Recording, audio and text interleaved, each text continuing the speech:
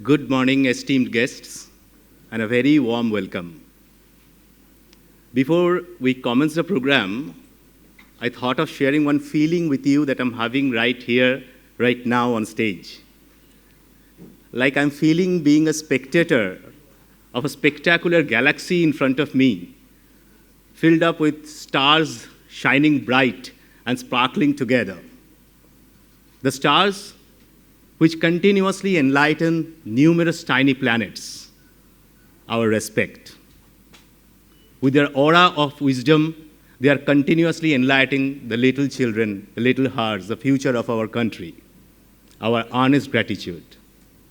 The wisdom that manifests perfection and plays the most important role, I believe, in our journey to be truly human. Thank you so much. It gives me immense pleasure to have you all here in this program, our high-impact school leadership in an era of NEP 2020 and NCF 2023. So before we commence the program, I would like to call up on stage our youngest director, Mr. Akash Vasishta, to tell a few words about our group. Thank you. Good morning, everyone. Shri Ashok Ganguly ji, respected educators and colleagues. I am deeply honored to extend a very warm welcome for the seminar on NEP 2020 and NCF 2023, organized by Viva Group in the city of Joy, Kolkata, also known as the cultural capital of India. Shri Ganguly ji, a highly respected academician and a former CBSE chairman, needs no introduction and would be shortly with all of us for a very engaging interaction. Before I hand over further, I would like to highlight Viva Group's commitment towards developing a supportive community for educators. With its consistent focus on high-quality education products, services, and meaningful engagement with the educator community, Viva Group continues to play a pivotal role in shaping the future of education in India. Thank you. Thank you, Sir Akash Vashisht, for telling a few words about Viva Group. Now we would like to start our day with the sacred hymn, Saraswati Vandana.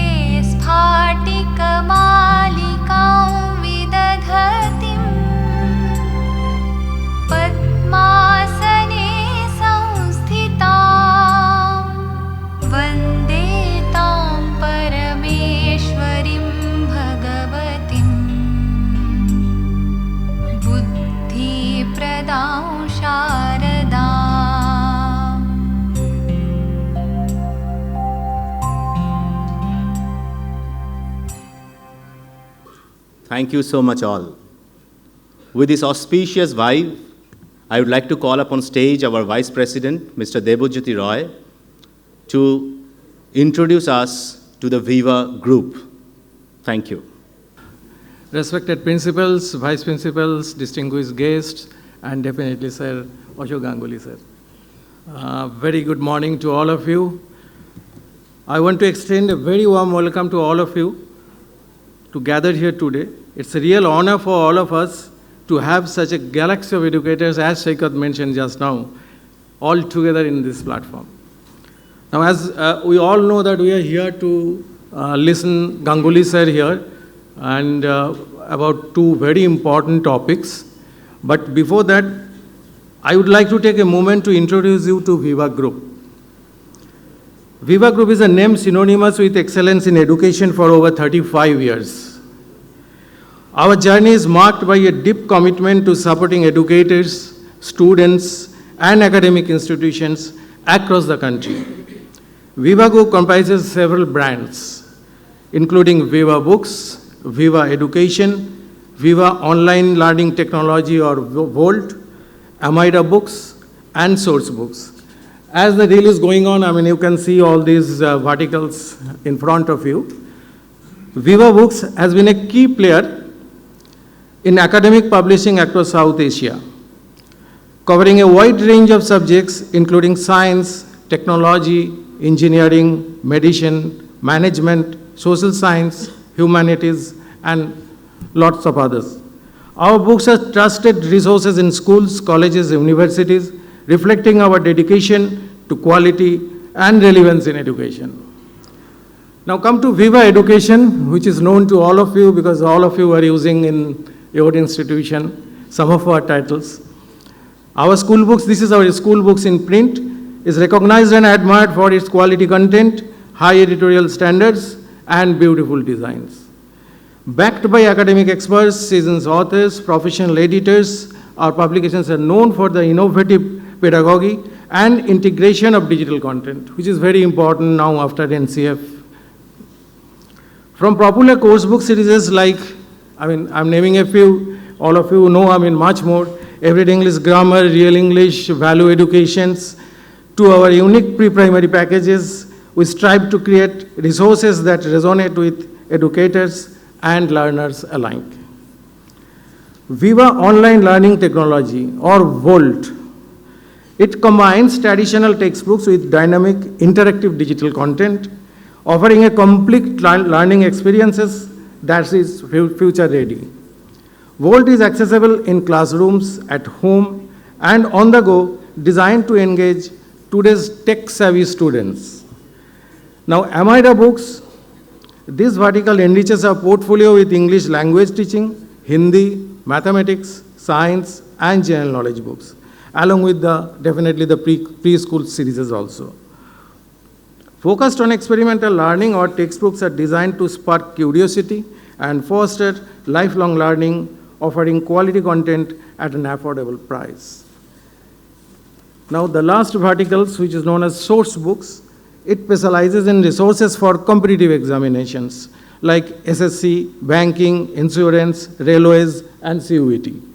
Our comprehensive and up-to-date publications have established us a very significant player in the test preparation segment. As you continue to build a long-lasting relationships with the schools and educators, all our course books and series are closely aligned with the National Education Policy 2020 and National Curriculum Framework 2023. Our mission of helping children learn drives us to stay at the forefront of educational innovations and reforms. Thank you for allowing me to introduce Viva Group. We are proud to support the educators, the school leaders like you, as you shape the future of the education in India. I look forward to today's discussions and the valuable insights from Mr. Ashok Ganguly also. Thank you so much, and let's make the most of today's seminar. Time to felicitate our chief guest, as you all know, none other than Sir Sri Ashok Ganguly. I would like to request Sir to come up on stage. I'd like to request to felicitate our chief guest, Mr. Vinod Vasishtha, our Managing Director, Viva Group, and Mr. Akash Vasishtha, the Director, to come up on stage and felicitate Mr. Ganguly. I would also like to request Sir Naveen Joshi to come up on stage, accompanying Sir Vasishtha.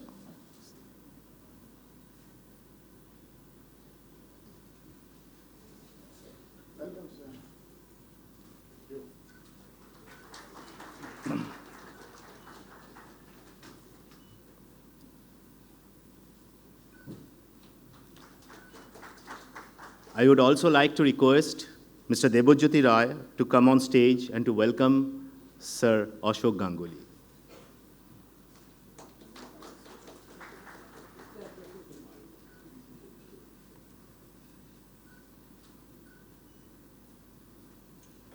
Thank you so much to all of you. Now we would like to perform the sacred ritual of lighting the lamp. For that, I would like to request Sir Shujit Dey, Director, Sir Joykumar Nair, our Director, and Sir Naveen Joshi, our Director, to come up on stage and accompany Sir Ashok Ganguly, Sir Vinod Vasishta, and Sir Akash Vasishta.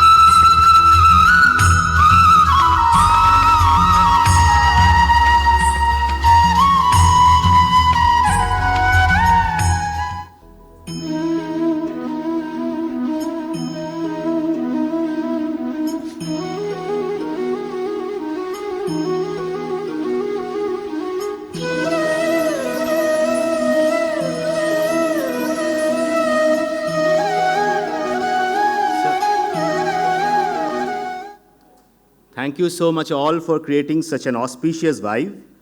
I'd like to request Sir Ashok Ganguly to please come up on stage and take your seat. I would like to request Sir Naveen Joshi, our Director of Viva Group. Though it is needless to say anything about Sir Ashok Ganguly, but still I'd like to request Sir Naveen Joshi, our Director, sir, to come up on stage and share a few words about the inspiring life and career of Sir Ashok Ganguly. Thank you, Sakit. Good morning and very warm welcome to this seminar organized by Viva Group. We are privileged to have with us today eminent educationist Mr. Ashok Ganguly ji, who was the former chairman of the CBSE. He needs no introduction. The overwhelming response we have had for this event is evident that he is incredibly popular among the educational fraternity. For the sake of formality and for the record, I will give you a listing of his achievements. Mr. Ashok Ganguly is most widely known as the former chairman of the CBSE. In addition to that, he has formerly held the position of Additional Director of Projects, Joint Secretary of Education, and Senior Consultant, Non-Formal Education, all with the government of Uttar Pradesh. He has worked closely in formulating and finalizing the National Curriculum Framework of 2005, while he was part of the National Steering Committee and Central Advisory Board of Education. He also worked in pivotal role in the preparation and development of textbooks for class 1 to 12th as a member of the National Monitoring Group.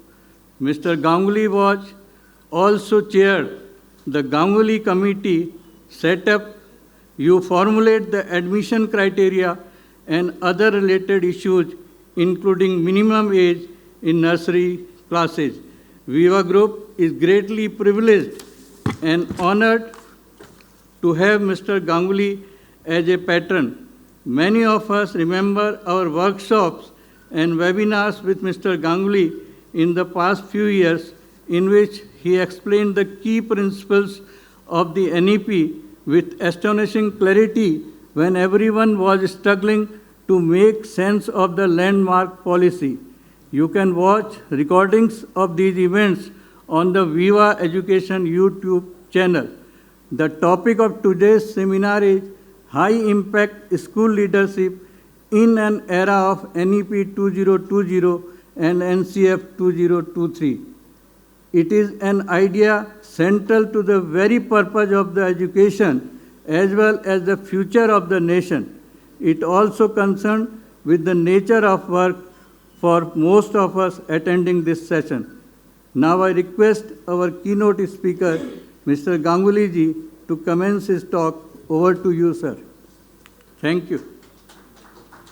নমস্কার, অনেক সাধুবাদ আর ধন্যবাদ আপনাদের সবাইকে for the huge presence that I am looking right now. Though mostly are very unfamiliar faces, some familiar, and it shows how the time flies. After a very long gap, yes, I got the chance to share some of my thoughts about the prevalent education system that you are facing in the front. First of all, I must thank Viva Group at Delhi and the local Viva people here for calling me here and for giving me a chance to share some of my experience. You know that it's a very abstract item, but I will try to make it simple, straight, sweet as Rasgulla, and very compact. Yes. But before that, I am assuming that you people must have gone through at least once the full text of NEP 2020, which is of 30-page document for school education, and some salient features of National Curriculum Framework 2023, which is of 600-page documentation. Though I have different feedback about this, because the reading habits, not amongst the students, but the adults, has gone down tremendously. Today, I will give you a framework, just a framework, to present my framework, upon which you need to build specific interventions and contextualizing it to your needs, to your requirements. Someone from the Jupiter will not come here to guide you. And I never believe in a prescriptive model of activities. Okay. But I will also request you to approach this type of workforce with the mind of a beginner rather than an expert, no matter what your age, experience, and status. Though I also know that to see things with the mind of a beginner is a very difficult task. Okay. And lastly, you all are here not because you are professional, not because you are good enough, but because you can be made even better. That's the mantra, that's the purpose of my coming over here. You know that the heart of the education is the education of the heart. You know also that to lead yourself, use your head, but to lead others, you must use your heart. So, put your heart in everything you do in front. Whether you are in your school, in your office, in your classroom, or even at your home. Today, my presentation will take some time. As I have already said, I will try to make it a very interesting one. And please do not, whatever things in a PPT, please do not note it down. It will be given to you. But the things that I will be explaining, which is not on the screen, you must note it down that. And I also believe that another next hour or so, you will not drop to sleep. As I have already said, that I will try to make it a very sweet. But if you happen to reach to that position, raise your hand. I will be definitely stopping my deliberation. Okay? So with this brief background, let us start with a definite question. What has changed? Last 5 years? Last 10 years? Last 15 years? From 2010 onwards, what has changed around ourselves? Yes, I've lined down some of the things. Yes, new National Education Policy 2020 that has come up before us, new National Curriculum Framework, NCF 2023, along with that, National Credit Framework, which has come recently, NCRF. Okay. Then we are passing through a period of globalization, which is impacting the minds of everyone who are associated directly or indirectly with the school education. And there is radical accelerated pace of development in the field of science and technology, including artificial intelligence and machine learning. Then there is radical transformations in the field of work and employment. Today, most of the employment are now in the unorganized sector. 95% employment now in the unorganized sector. And they are requiring the new skills every day. Today, there are skills which did not exist yesterday. And similarly, there will be requirement of skills tomorrow which do not exist today. So in this fast changing scenario, what is the role of the school leaders so that we can tune this present generation, Generation Alpha, accordingly and appropriately so that they can grab most of the opportunities which the globalization is ushering for them. That's the huge challenge before us. Then we are simultaneously facing the fossilized thinking. Still, most of the schools, you know, there are about more than 300,000 secondary and senior secondary schools in India. But unfortunately, more than 90% of the schools are still at education 1.0 level. And we are talking industry 4.0. When they graduate from our school, they have to face the industry 4.0. So still we have the fossilized thinking. Most of the time we are actually focusing on examination, marks and competition. And then of course, this is a huge challenge how to make now, because there are requirement of new skills tomorrow, how to make a transition, smooth transition from class to career.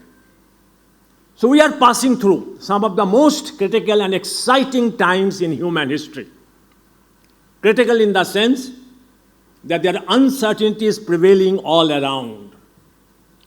And exciting in the sense that we have, of course, the NEP 2020, NCF 2023, which has recommended transformative changes in all aspects and dimensions of school education.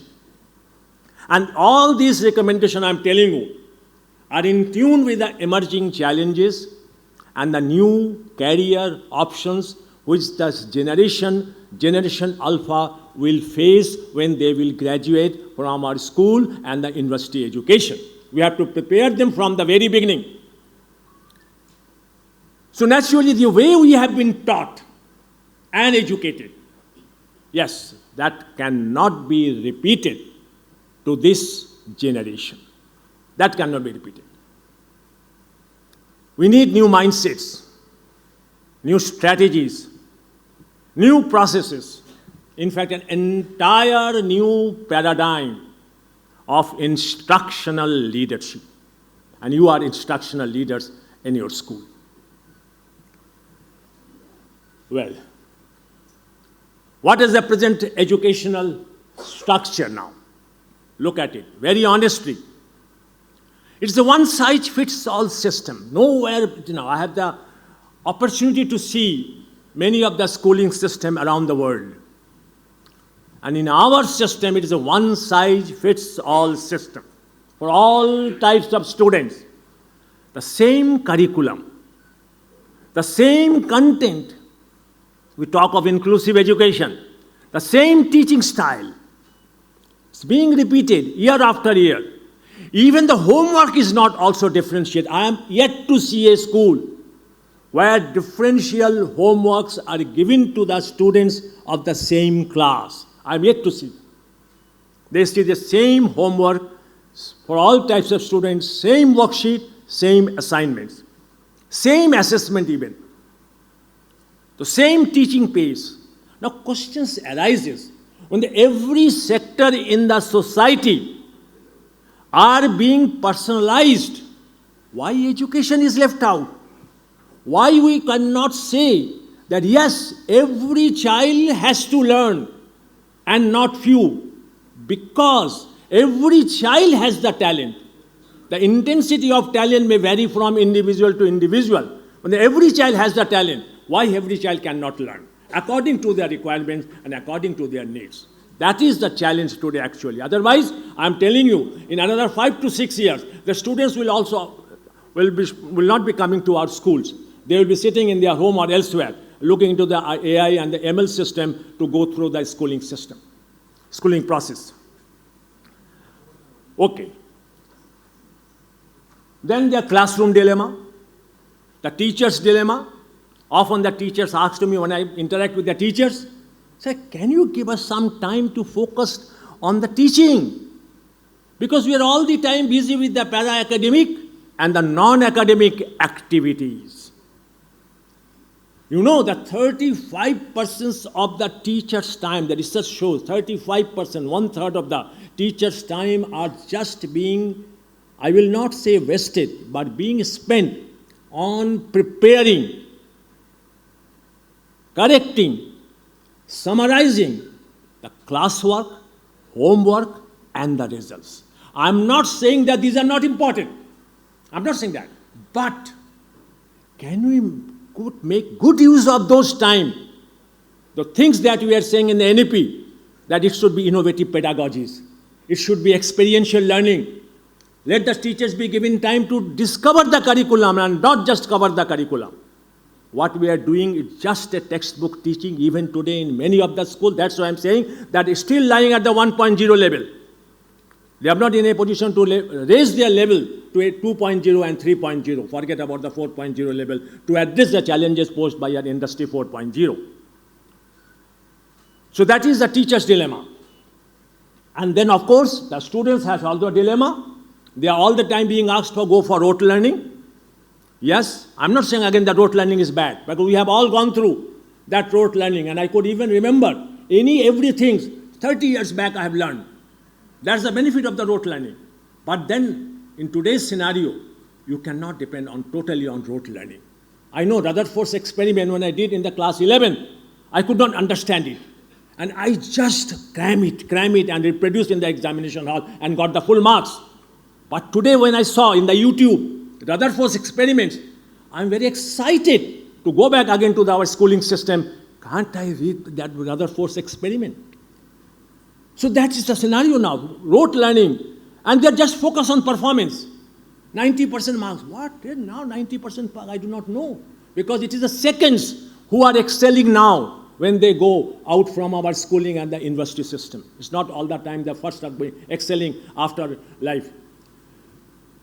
They're being asked to focus as a test takers to crack the professional entrance examination. Kya baat hai bhai? And never being asked to become a critical thinkers, to become a innovators. You know that the era of invention is over. Today there is wave of innovations. If our child is not innovative, if our child is not creative, and if they pass through the entire system of education by going through the rote learning, getting 90% above, the child can never do anything now in today's scenario. That is the challenge they will be facing now. And then, of course, because as I have said, that there is a radical transformation in the field of work and employment, there is more focus now on non-cognitive skills. You must understand the non-cognitive skills. So still students are facing how to make a balance, because there is a pressure from the various groups to focus on the cognitive skills alone, which is just on the head part. But I'm talking about the non-cognitive skills, which is related with the heart and with the hand. So how to make a balance now in the schooling system between the cognitive skills and the non-cognitive skills. Okay. So we need now strong-minded heads. Yeah, strong-minded heads. Yes, why? Because we need now organizational recovery, a new academic structure and processes in our school system. And you know that organizational recovery is not a painless process, like a child's birth, which gives us immense joy. The mother goes through 9 months of suffering and sacrifices. Similarly, an organizational recovery is not a painless process. So today, the school leadership is not for weak-minded, not for weak-hearted, because weak mind, weak heart will lead to weak actions. Think about yourself. Today, school heads needs to take pain. Yes, must take pain. Must read a lot. I don't know whether you are reading a lot or not. Occasional reading or reading the newspapers and magazines, I do not believe that those are the reading part. The school heads today need to take a pain, lots of pain, need to read a lot, run a lot, like Usain Bolt. Yes, personality should be that you can run a lot. No. Your body and mind should be in such a state of frame that if you want us, you can run a lot. Yeah. Listen a lot, and that's why we are giving the 2 ears and only one mouth. We do the reverse. Okay? Travel extra mile to achieve your goal. You need to travel. Yes. Don't say anyone. Do not complain. Oh, he's giving so much of assignment, so much of work to us. You yourself must be so energetic, passionate, so that you can travel extra mile. And of course, need to come from your comfort zone. This is the easiest thing in life, to create a set of coordinates, y-axis and x-axis, and to remain entire activity within that coordinate. Don't do that. Come out from this comfort zone. Then only you can achieve some extraordinary things. You can only achieve great leader. Today we do not need good school leaders. Enough of good school leaders. We need to transform ourselves from a good school leaders to a great school leaders. Okay. Let us pause for a moment and see this beautiful. I've stolen it from some newspaper, Sadhguru. To lead people, you must make sure that all of them fall in love with you. For that, you must fall in love with them. Beautiful. Once you are a leader, you are not the privileged one. No, you are not the privileged one. You are the most harassed one, in fact. They are. They are your followers, they are. Because they have their choices. You don't have any choice. If you do not provide them the leadership, they will just sidetrack you. They will just leave you. So you have no choices. You have to become a great leader. Yes. Take an atomic vow today when you go from this auditorium. Take this only atomic vow, I have to become a great school leader the rest of the life. That's the promise, that's the atomic vow we need to take today. Okay. Let us see the essentials of NEP 2020. It's a recapitulation. All of them must know about it. But I will say, as far as you are concerned, it can be summarized into just a 10-point program. Enough. If you can remember this 10-point program, the entire NEP, this means that you are aware of it. National Education Policy. What are those 10-point programs? First, you have said the new pedagogical structure. Yes, now we have 15 years of schooling. Earlier it was 12 years of schooling. And it has been divided into 4 stages. Foundational stage, preparatory stage, middle stage, and the secondary stage. That is the 15 years of schooling, 5 years of foundational stage, 3 years of prep stage, 3 years of middle stage, and 4 years of integrated secondary education.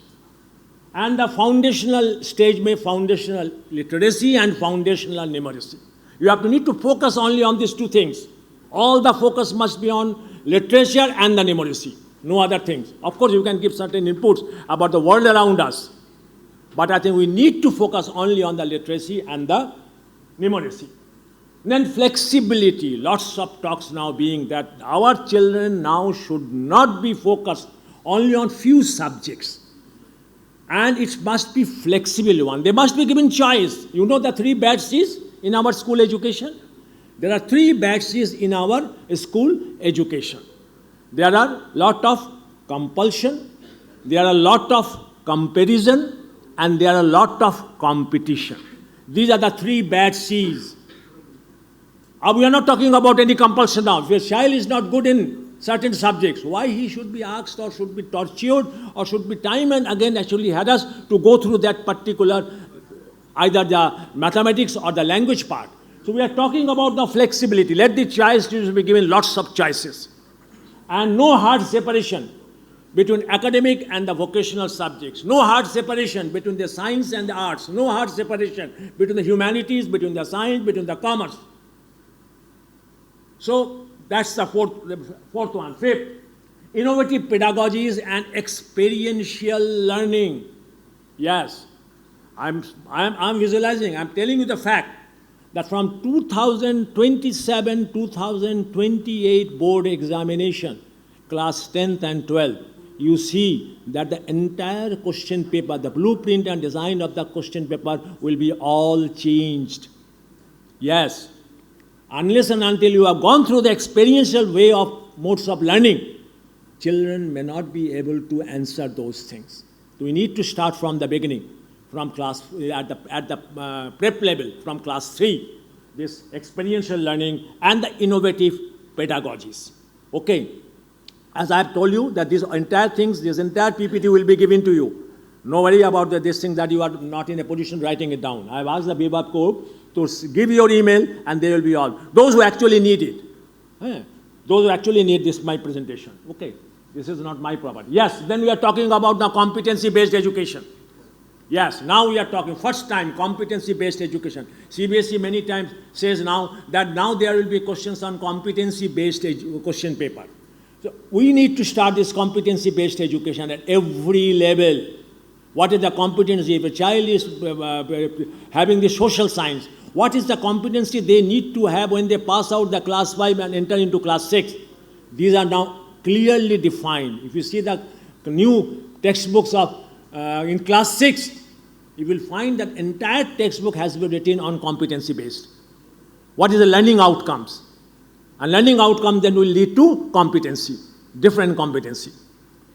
Teacher development program. Yes, we need to have a very structured teacher development program, not repetitive one all the time. And it has been clearly mentioned in the NEP that every teacher every year will go through 50 hours of CPD, continuous professional development. We need money for that. I agree. We need money. You have to, in your school budget, you have to keep 1.5 to 2% of school budget earmarked for this CPD, continuous professional development of teachers. Okay. transforming assessment system, entire spectrum of school education, not talking only class 10th and class 12. From class 3 onwards, we have to transform our present assessment system. I will talk about this in detail. Then we have the school complexes and training programs. We need to have a school complex, a training program, a good private school with a good government schools. How can we share, care, solve problems together? That is the mantra. Caring, sharing, and solving problems together. That was the very essence in our time also, the Sahodaya system. That was the mantra we have actually came out with this. What is the meaning of Sahodaya? That caring, sharing, and solving problems together. Why we depend on someone else which are not available so easily to us? And of course, the last one, effective school management, efficient governance, state school standard authority. It is not directly related with this 10th one. It is meant for the government system. Government is coming up with now the state school standard authority, which will guide, direct the various schools, including the private schools also. So these are the 10 points as far as you are concerned. There are many other things also. But for you, if you remember this 10 points, these are all essence of our National Education Policy 2020. Okay, let us now literally go fast because I have huge things with me. So pedagogical approach, I will now go a little fast. Now the pedagogical approach. Yes, I have said that foundational stage, 5 years of schooling. We need to focus only on foundational literacy and numeracy at this stage. If we have 40 periods or 45 periods, at least more than 50% of your time must focus only on the literacy part and the language part. And focus on the multilingualism. Why can't we have 3 languages? Earlier it was 1 or 2 languages. Why can't we have 3 languages simultaneously running even at the foundational level? Multilingualism. We can start, if you want, Bengali. Yes, English, Hindi, Bengali, we can start. But definitely from class 3, that will come subsequently. And children's literature is an important source of content for language and literacy development. That's why I'm saying that why can't you have a kids' library separately? And I will prefer not even kids' library. Let we have at the foundational stage the class library from nursery to class 2 in the classroom itself. And all the children's literature must be there. All the children's literature. Let it not be focused only with the textbook that is prescribed for at the foundational stage. So I will prefer a good school, having the resources, everything. Let us have a class library system up to class 2. And again, I'm telling you, this is not a new concept. This I have introduced long back in 2001. That we need to have a class library up to class 5. That was a thinking 2001, and now we are talking about 2024. Had we started at that point of time, we would have actually transformed our education system. Nevertheless, and then at the end of this stage, yes, that is the most important. Children must have the required competency both in language and numeracy. Yes, fluent in English, can talk, can write 2 or 3 sentences, can speak. That is the competency we need to have when the child finishes class 2 and enter into a bigger system, that is the class 3 at preparatory stage. They must have a mental ability to calculate anything. That is a competency we need to have. So we need to ensure. That's why I'm saying that if we have 40 periods or 45 periods per week, we need to have at least 22 to 25 periods of time for this numeracy and literacy. Okay. Now, prep stage. Now here the curriculum is divided now. We are entering into a bigger arena. So naturally, at least 2 languages. Now if we see the last policy, that is the NEP 1986, they say the 3rd language can start from class 6 onwards. But now we are saying that at least 2 languages. This means that we can have more than 2 languages. We can have 3 languages even at this level. Why can't we start Bengali or as a 2nd or the 3rd language, and Hindi and English also from class 3 onwards? We can do that. Multilingualism focus. Because I'm telling you the very fact, because I have interacted with the students from the different countries also, that one thing that our students lack actually is the language skills. Our students are very good in mathematics, very good in science, but they actually lack in the language abilities. I have also faced that situation. That linguistic abilities we need to develop from the very beginning. So that's at least 2 languages. Then, of course, maths, art education, physical education, the world around us, which is, as you know, environmental science. It is now, they just changed the name, world around us, which relates to the natural world and the social world, and then the vocational education. That's a good thing. Now, the vocational education has been now made compulsory across the entire spectrum of school education. Yes, it is made compulsory now from class 3 to class 10.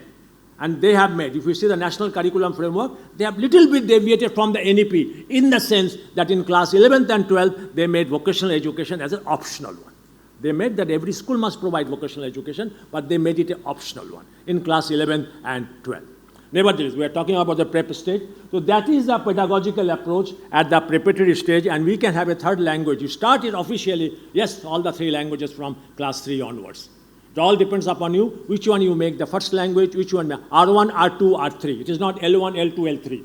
They have changed the name. It is R1, R2, R3. Maybe reading 1, reading 2, reading 3. That's why they have changed. Instead of L, they have made it R, if you go through the National Curriculum Framework. Okay. Now, at the middle stage, yes, here, of course, I'm telling you, the most critical stage of schooling, I'm telling you this the most critical stage of schooling is this stage, class 6 to class 8. There are reasons behind this. Why? What are the reasons? Because, you know, there are 2 things. One is the habit, one is the attitude. Habit can be changed at any point in your life. Drinking is a habit, smoking is a habit, that can be changed. But attitude, diligence, truthfulness, these are the attitudes. And you know the attitudinal formation stops when a child finishes class 8 and enters into class 9. 15 years of age is enough for attitudinal build-up. If a student is not diligent up to that level, if a student is not obedient up to that level, beyond this, you may not be in a position to change his or her attitude. There may be exception, but exception cannot be generalized. There may be exception. You could say, yes, I have seen students, but those are exceptions. We cannot generalize the exception. So this attitudinal build-up happens and finishes only at this stage, 6 to 8. That's why I say that this is the most critical stage of schooling. So here, this stage, of course, must be formally with the knowledge, understanding, and values at this stage. Values will not dictate them. We need to build up our classroom transition in such a manner that values are integrated into the process in an interdisciplinary manner. Like I'm using the various jargon, but it's not the jargon. We need to build up the value. If a teacher is teaching mathematics, if a teacher is teaching geography, he or she should be trained in such a manner that those values are integrated into the deliberation in an interdisciplinary manner. Whether he is teaching science, whether teaching mathematics, language, those are to be interdisciplinary manner. So that needs to be here at this stage. I can give you various examples, but it's not the time because I have so many things to deliberate on today actually. So the curriculum areas now expands at this stage. We need to have a formally launched 3 language at this stage. Then, of course, the science, social science, maths, interdisciplinary area, art education, physical education, and exposure to vocational education. So here now we need to start. When I say that, why can't we have a discovery-based learning, the hands-on activities, the project-based activities, the inquiry-based learning? These are all part of experiential learning. These are all what I'm talking about. We need to start now at this level, definitely. The higher order thinking skills, HOTS. We are all familiar with the MOTS. Have you heard this word MOTS? Have you heard these words MOTS? MOTS? No. कोई blackboard नहीं है? कहाँ है? I thought that I need to use a blackboard. नहीं है. No, it's not a classroom, no. We have made it a classroom. Okay. MOTS, MOTS. ये सब उस वक्त पीरियड में था 2001 से 2008 में, बट आप लोग उसके बाद के हैं ना, you are all after that. Fine. MOTS is the, भैया, you are raising your hand. Yeah. Huh? More of the same. M is more, O is of, T is the, and same. We are all very much, because we are such a comfort zone, that we repeat every year, Don't say we're doing a great job. We are not doing a great job. It is all repetitive. It is all restrictive. It is all regulative that we are doing. RQ, school education. The mods. We have initiated, coined this word, CBSE, in my time. It's not the mods that we need to do now, at this level, MOTS. From mods to HOTS, higher order thinking skill. Which is that? Higher order thinking skills? Anyone can tell me? Which is that? HOTS? Higher order thinking skills? Anyone? Yes? Can you give me a mic? Yes. To use powers of problem solving and application. How is this word comes actually, the HOTS? Basically, the learning process formally used to include rote to some extent. Now, HOTS is absolutely against rote. It is about developing Which analytical area of thinking, learning we will say that it belongs to HOTS? critical thinking, problem solving, analytical ability. I will say a very good attempt, but you have all, that's a very long, you have sit there. Yes, have you a mic? You have a mic? Can you raise your voice? Can you raise? Yeah? It's Critical thinking. It's application-based, real-life application-based. Creativity, logical thinking, understanding, recall, all those together. Very fine attempt, but in simplest term, I will say, you have heard of the Bloom's taxonomy? Yes. You have the Bloom's taxonomy? The lower part, lower order thinking skill is the remembering, understanding, application. These are lower order thinking skill. Beyond that are the HOTS. Synthesizing, okay, analytical thinking, creating, yes, right? So, evaluating. So these are the HOTS. Nevertheless, it's not my Bloom's taxonomy, मेरा आज का topic नहीं है. So what I am thinking that at the middle stage, we need to change entire deliberation, because that is where they will be entering in a bigger arena. And at this point of time, our deliberation in the classroom transaction, the content must also include the Indian knowledge systems, must also include the local culture. And then we need to have a bagless days. It is very difficult, though we have said bagless days in the NCF. I am saying you, if you have a 40 period per week, you don't have any space for your bagless days.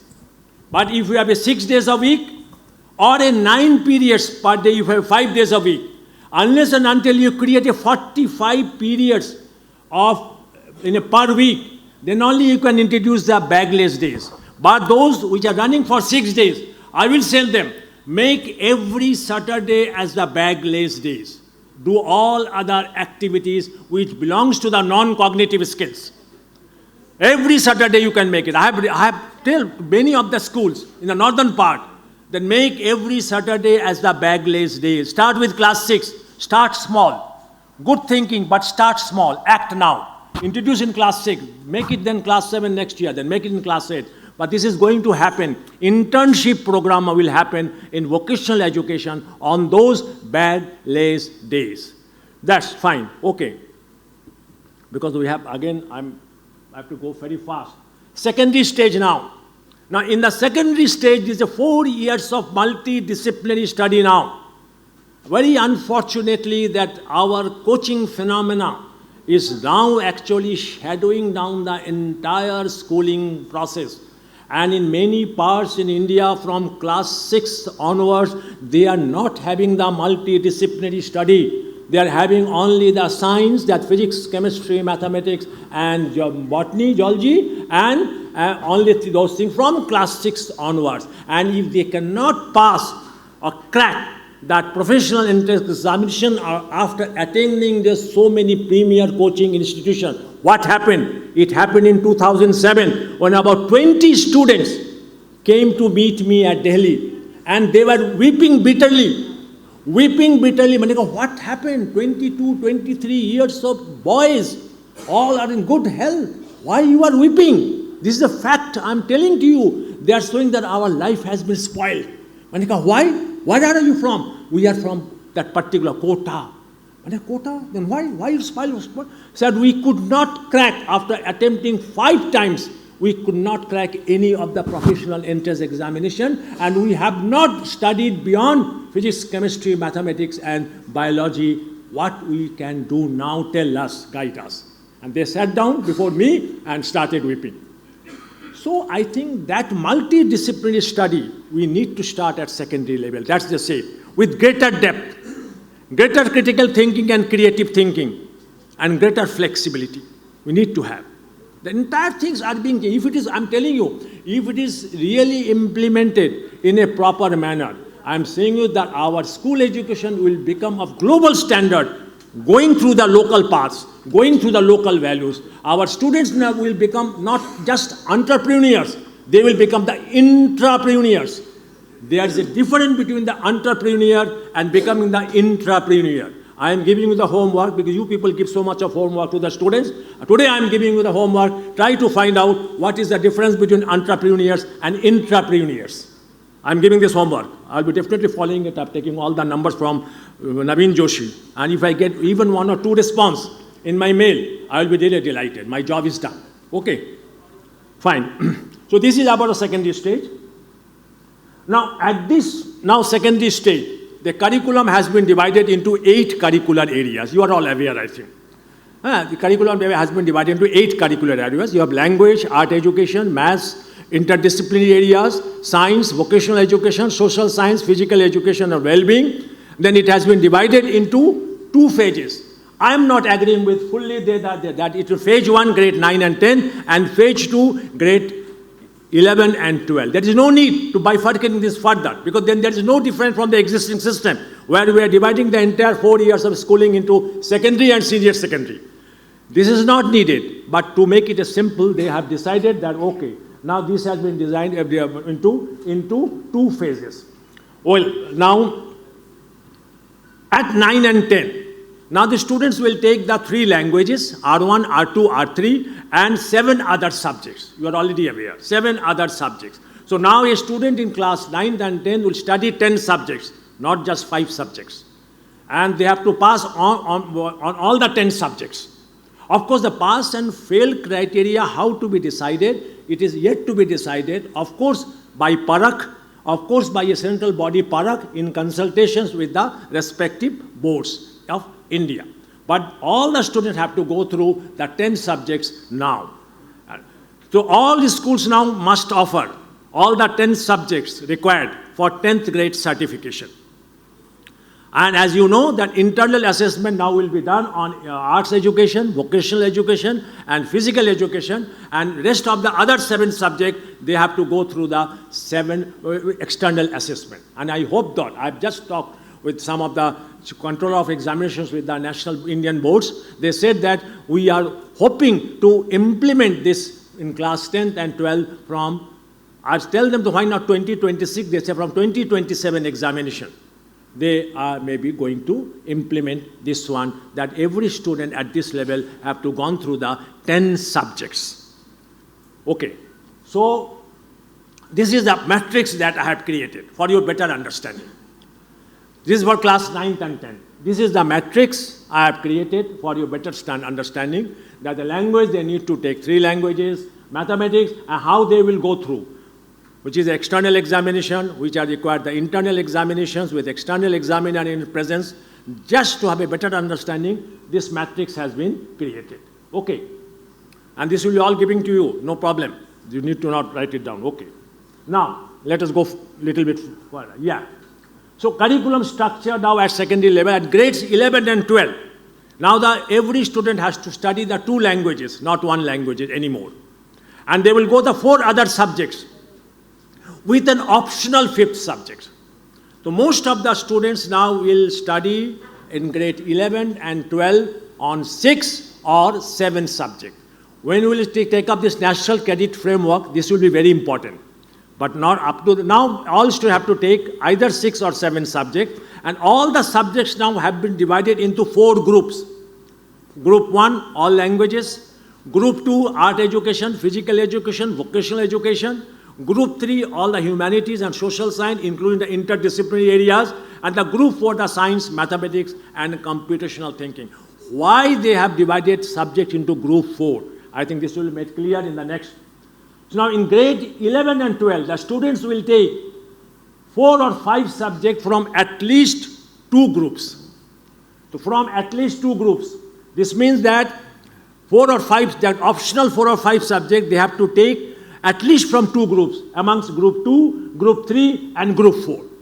They cannot take all the 4 and 5 subjects from any one group. They have to take at least from 2 groups. That is what we call the multidisciplinary study. So, and in most subjects, 2 levels of competency will be there. One will be basic and one will be the advanced. Okay. Now, again a matrix created for grade 11 and 12 for better understanding. I've created one for 9 and 10, and this is the matrix we have created for grade 11 and grade 12. But the language, they say the 2 languages, one has to be native to India, and English is not a native to India. English has been designated as a foreign language. Okay. So 2 languages, one will be native to India, there will be languages, there will be other language, there will be foreign language. Then social science, these are the subjects. In class 11th and 12th I'm talking. Then of course science, it includes the earth sciences now, it includes the astronomy now. Then we have maths and computing, where business mathematics has been taken into, where the statistics has been added. Any 1 or 2 subjects you can take. Then art education, music, dance, theatre, painting, sculpture. Then vocational education, sports, and the interdisciplinary areas, where the commerce, the accountancy, they have all been included into the interdisciplinary areas. The child has to take 1 subject from this area. So this is the matrix I have created for the class grade 11 and grade 12. Okay. So now what is the implications for school?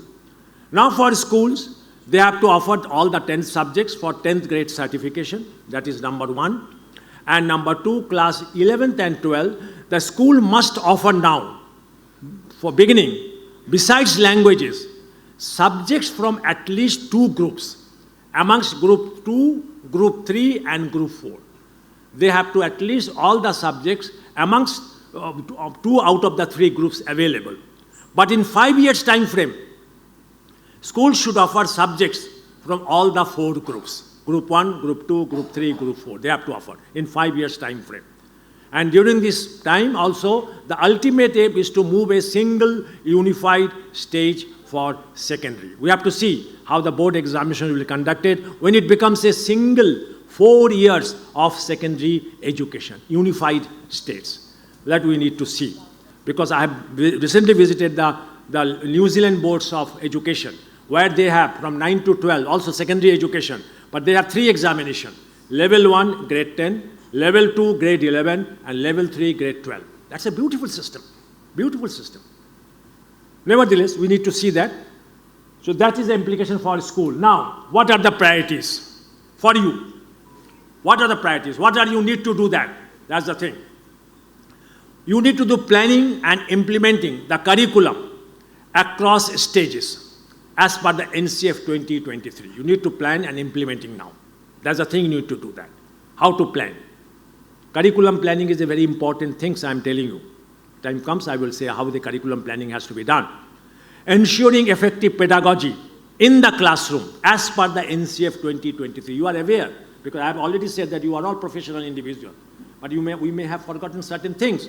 So now NCF 2023 has laid down certain principles to ensure the effective classroom pedagogy, to ensure that. The basic competence, you need to think now, the basic competence that a teacher should have to impart education moving from present system of rote learning to experiential method. You need to think about that, how a teacher can now be changed, tuned, so that their present system of delivery from rote learning to experiential mode. That you need to think about. So much of emphasis now on empathy and emotional intelligence in NEP 2020. Now, point is how it can be reflected in classroom pedagogy. That's the challenge before it. You need to think over that. Okay. Then how creative thinking and critical thinking can be put in place in the classroom. These are the questions I'm raising. You need to think about that. Creative thinking and critical thinking. How art education, physical education, and vocational education can be included into the timetable. If you have 40 periods of time, you may not be having sufficient time to include these, because I have seen the books that has now come out about in art education, vocational education, and in the physical education. And they said that you need to have 5 periods per week. This means that 15 periods will be spent on these 3 subjects. Then how much time is for the core subjects? If you have 40 periods, you don't have any time. That's why I'm saying that you need to think about this and contextualize it to your situation. But they said categorically clear that in vocational education, you need to have 5 periods. In arts education, you need to have 5 periods. And in that part also, you need to have physical, you need to have 5 periods. And they also said you can have these 5 periods divided into 2 block periods twice, 2 block periods twice, 2 to 4, and then 1 you can have a single period. But then we need to think about it. If we have 15 periods of time per week, we need to expand our space in the timetable so that we can include the deliberation for the core subjects. There are core subjects also, we need to cover that. Okay, now preparing the assessment strategy across stages. There are 4 stages in NEP as per the NCF 2023. And developing the holistic progress card, HPC, that is lean, mean, and highly maneuverable. Yeah, I have stolen this particular word. I'm very expert in that. It is Peter Drucker. It is Peter Drucker who said that the winners of the 21st century will be those who can transform their organization into something that resembles like a Jeep, not BMW, not Audi, like a Jeep, which is lean, mean, and highly maneuverable. If you are stuck up there and nothing there and a whole wall is besides you, then can't you have a 360-degree turnaround, change it everything and go forward in a reverse direction? That is a lean, mean, and highly maneuverable. That's whenever I see a child, a young man with obese structure, become lean and mean so that you can transform yourself. So that is a word from Peter Drucker. I have stolen it from that thing. So, okay, now, ensuring the effective pedagogy. This is it's not my discovery. I'm not owning this. It is from National Curriculum Framework. Okay, they say that you need to ensure respect, care, love, trust. ये 4 word याद रखिएगा. This is respect, love, care, and trust. You need to ensure that. The school must provide environment where they feel safe and secure. It is not happening. Some of the schools. That's very disturbing, that you are not providing ambience, not providing atmosphere. Every student must feel safe and secure. And build up a positive teacher-student relationship. They have mentioned all things are in NCF. Some of these are, of course, repetitive. Recapitulation we are doing. So, because teacher-student relationship, if we build a positive one, then it will take care of cognitive and socio-emotional development. Then how to build up a positive relationship between teachers and students. They say that you know each student individually. You know, when I was there, I was talking with the government school principal in one Vigyan Bhavan meeting at New Delhi. And there were 1,200 government schools, good schools, were actually now attending that conference. So I asked various teachers about how you build up a good student-teacher relationship. One of the principals then stood up, said that I can say something. Said I'm principal of government school was such and such, and we have 1,400 students from class 1 to class 12. They said that I may not be having sufficient time to go in the morning time at the gate to welcome the student because I have to do so many things, para-academic, non-academic activities. But I make it sure that out of 3 or 4 days per week, when they are going out from the school, I stand at the gate and seeing their face where they are leaving the school happily or not in a good mood, and I ask them, what happened? What happened? So that is the thing. When I happen to know, I think number of students were 1350. They said, I know the name of every and each student. I was taken aback. That's the real feedback I'm giving to you. So this is there, that to know each student individually. listening carefully to students. Yes, let us hear the students. What is their difficulty? Why you are not listening to them? You can ask it's not that all the time you need to come in the front. You have the coordinators, you have the vice principal, you have the academic supervisor. Tell them to listen to the students, observing the students, encouraging questioning in the classroom. We are not allowed, I have not been allowed to ask questions in my time. But बहुत बोलता है ये. But I simply ask one question. Sir, why we are doing in class, why we are doing so much of linear equation and quadratic equation? What is the use in real life? Chup. Right? I ask simple question. Today's students will not stop. Why you are asking me to do the quadratic equation? Why we are doing the polynomial and binomial? What is its implications in the real life situation? They will like to listen to and then only they will learn. But we are not telling them because we do not know why you are learning polynomials. What is the use of binomials in our real life situation? So you have to raise your level. You have to ask your teachers. Why I am saying all this to you? When you go back to the school, you have a teachers meeting there. Talk to on this issue. You change your staff meeting every month you are having it into a learning platform. Why can't it be divided to two sessions? In say last Saturday, divided into two full sessions. One session you discuss with the routine matters coming from the DIOs, coming from the CBSE, coming from the district headquarters. Okay, discuss those. Then there is a lunch with all of them. Then after lunch, you can start with a theme, particular theme. Let us discuss with the various provision of how to ensure the effective pedagogy in the classroom as per the NCA. Let us discuss. A teacher will present, teacher will chair the meeting, not the you. All the time you are showing your face. You leave yourself side. Sit there in the audience and let the teacher will produce the topic, how we can ensure the effective pedagogy. Then discuss over this matter. So you change that staff meeting into a regular, professional updation program. The simple, innovative things you need to do. Okay. So this is ensure the effective pedagogy. Scaffolding. You heard about this word? When a building is constructed, we use this process, scaffolding. We create a structure, then we raise a high-rise building, and then when the structure now is complete, based on the base, then you remove the structure, and then the building stands on its own feet. Similar scaffolding we need to do in the classroom. It is called GRR, Gradual Release of Responsibility, where first teacher explain ideas. Okay, and then students and teachers work together, where teacher provides guided support, and then teacher withdraws, and students practicing individually and independently. That is a scaffolding. That is the GRR. Differential instruction. Can you start from tomorrow? Can you have, say, up to class 8, the differential homework? Let the entire school class be divided into 3 parts. Meritorious, average, below average. Can you have a differential assignment, differential homework? Why you are giving the one? We can start these things. Providing opportunities for independent and collaborative work. Using varied resources. Do not rest entirely on the textbook teaching. Let you go beyond the textbook, because actual learning begins where the pages of textbook ends. Remember this, actual learning happens where the pages of textbook ends. We have to go beyond the textbooks.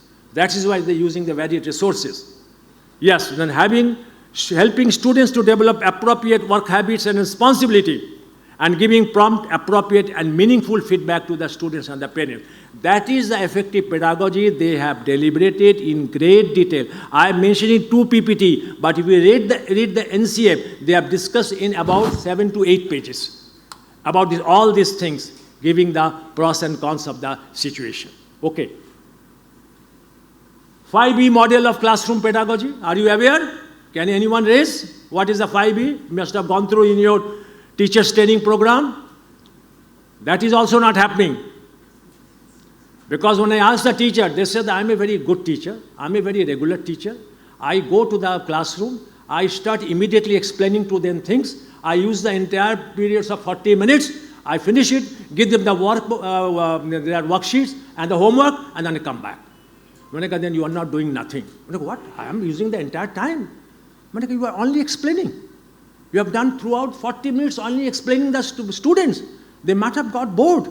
No, sir, I am a good teacher. Okay, fine. 5E model of classroom pedagogy. Are we doing it? Isko dekh lijiyega. First is explore. Are we allowing the students to explore? Yes. Are we doing that? Are we doing the students to engage? Engaging them. Ask them that I will be taking the Newton's laws of motion tomorrow. Get it prepared. Padh ke aao.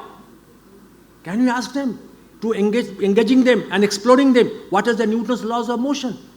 Then we'll start explaining. Yes? Then we start explaining.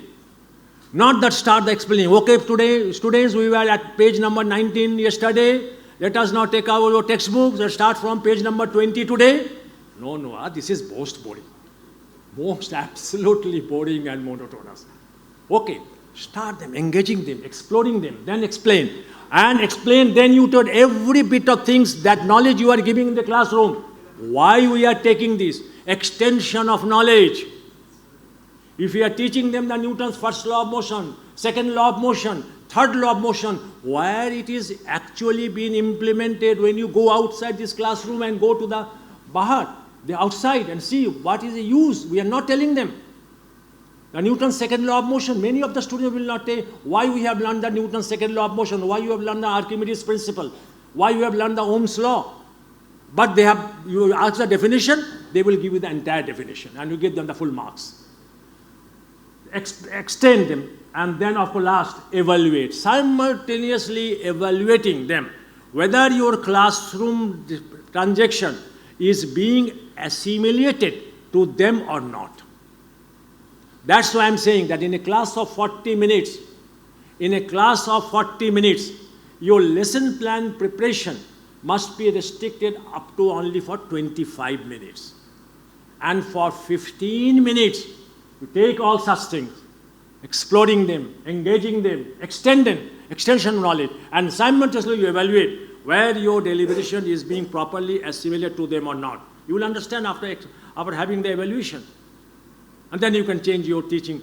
So these are 5E models of classroom pedagogy you need to ensure, tell them. Okay, then vocational education. I need to go very fast now from this stage. Yes, now as I have already said that it has to be implemented across entire spectrum of school education. Compulsory from prep stage to secondary stage, and then optional class 11th and 12th. Now it has been linked with 3 forms of work now. First, work with life form. What is it? Horticulture, agriculture, animal husbandry. These are life form. Work with materials and machines, manufacturing sector. And work in human services, hospitality and service sector. All these 3 forms of vocations, their basic knowledge and understanding has to be given to the students up to class 10th. All these 3 forms. And in class 11th and 12th, they will take up one particular vocations. Yes, all students need to develop basic skill and knowledge and all the 3 forms of work. And at the middle stage, class 6, class 7, and class 8, every class, the students need to do the 3 projects, one each from these 3 work form. So during the middle stages of 3 years of schooling, they will be completing the 9 projects in 3 work forms: work with life form, work with machines, and work in human services. That is the vocational education we are thinking now. So, now again, a matrix has been created. At the secondary stage, the students will be given exposure to 6 vocations. At the secondary stage, grade 9 and 10, they will be given exposure to 6 vocations. And this will be equivalent to NSQF level 1 and 2. See, this is the most important thing. You know that in vocational education, skill education, there is a national skills qualification framework. And it has 10 levels. And one who have completed the 10 levels, they are now being employed anywhere where certain skills are required. That is the total skill level students need to have it. So if a students complete now class 10th with this vocational education, they will be given NSQF level 2. They need not do the 1 and 2 level because they have done it along with the secondary education. That is the greatest part of thing.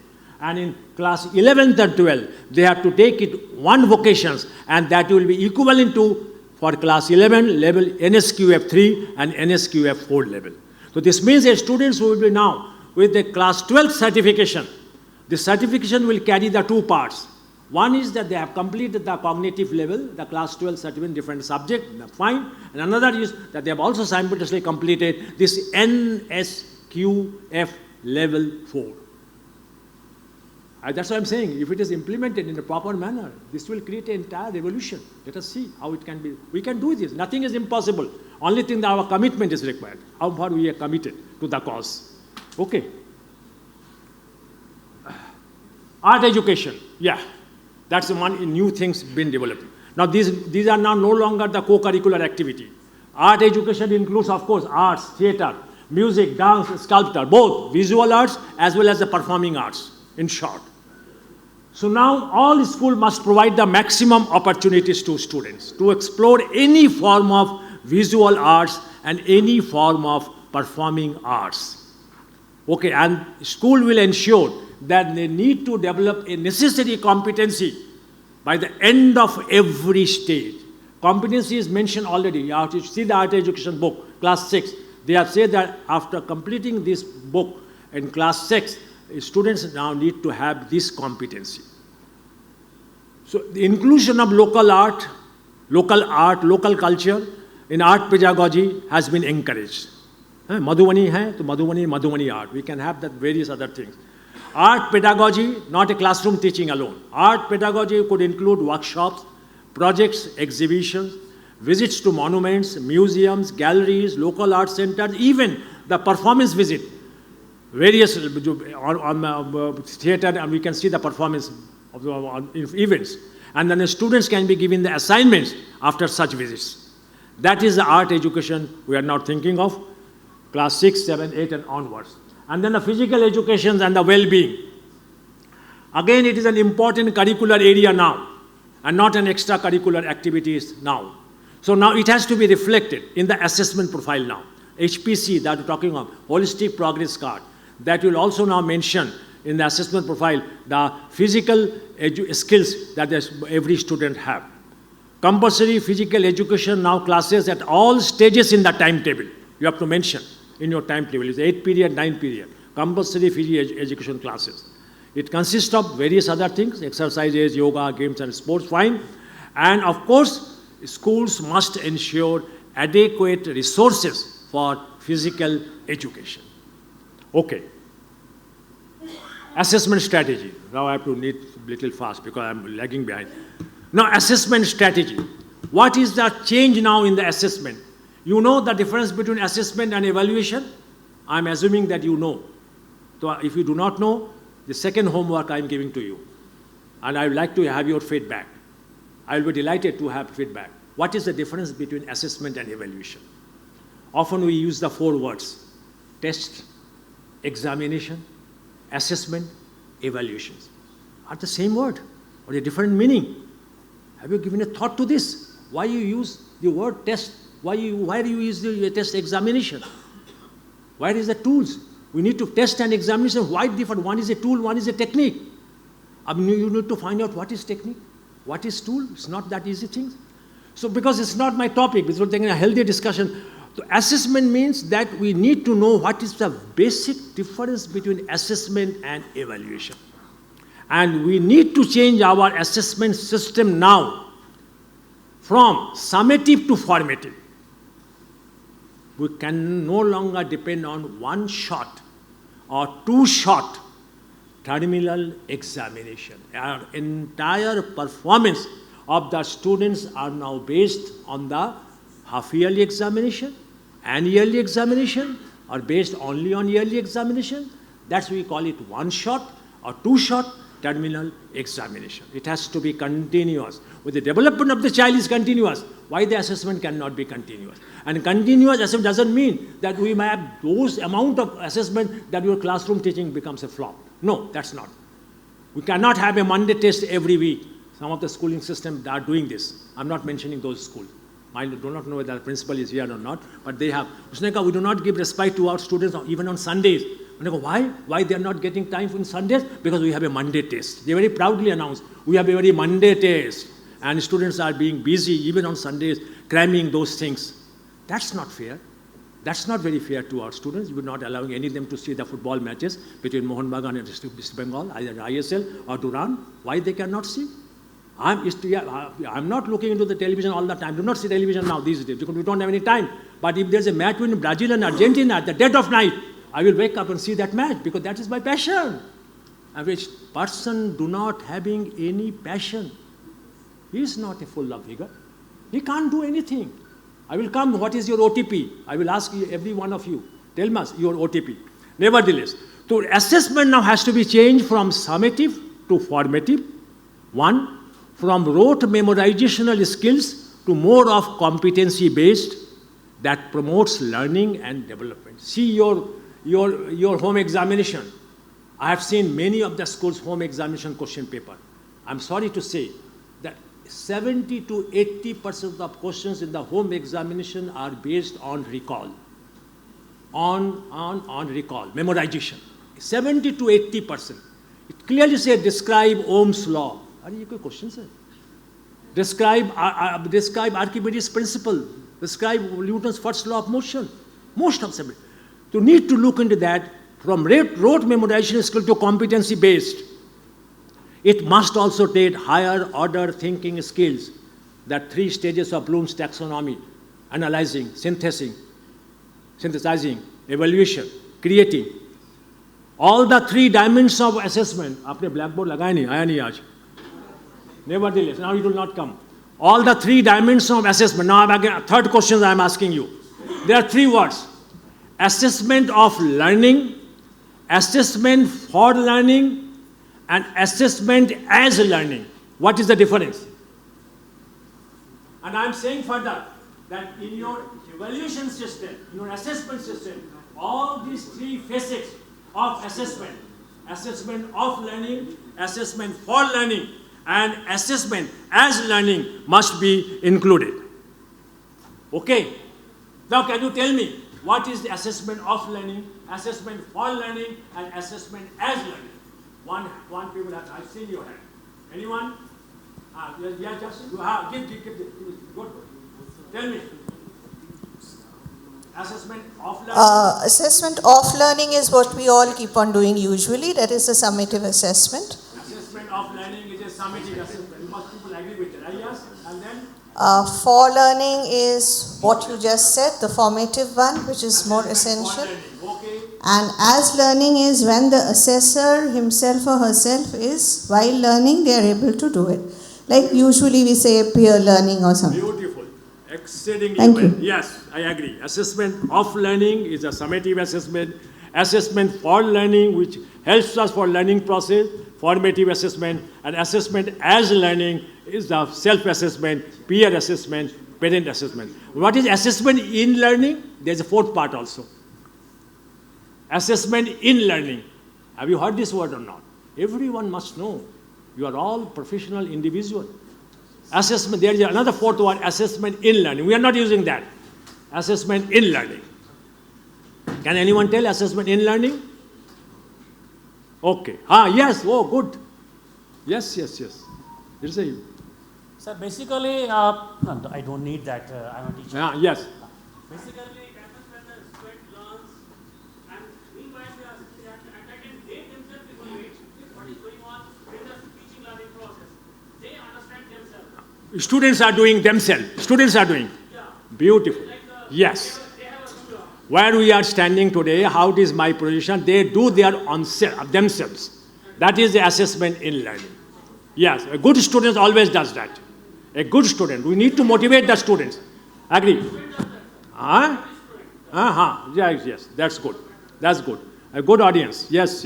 I think because it's a huge audience, I cannot have an interactive session. I prefer always interactive one. Nevertheless, so you need to have in your now the assessment of learning, assessment for learning, assessment as learning, and then also it must include the Of course, self-assessment, peer assessment, and parent assessment, and the parents, of course, progress of the child in project-based and, of course, the inquiry-based learning. I will take another 15 minutes and go for a tea break. Okay? I will take another 15 minutes. Now, assessment at foundational stage. Now, let us go little bit fast. Assessment at foundational stage, 5 years of foundational stage, we need not do additional burden to the child. Yes, it must be a part of learning process. You are doing that. You are much more, because you are at the field level. And explicit test and examination, strictly no at this stage. Yes, you should not have, as today as examination, or at this level, foundational stage from nursery to grade 2. So explicitly test and exams are strictly no at this stage, and the teachers must be aware of the learning outcomes and should have the ability to design different kinds of assessment for the same learning outcome. Yes, we can have the different learning outcomes, because there are different types of students. They may not be good when they are going for an oral test, when they are going for a sit-down test. So we can have a different, actually, the assessment techniques, so that for the same learning outcomes. That is for the foundational stage. No, let me see. Okay, fine.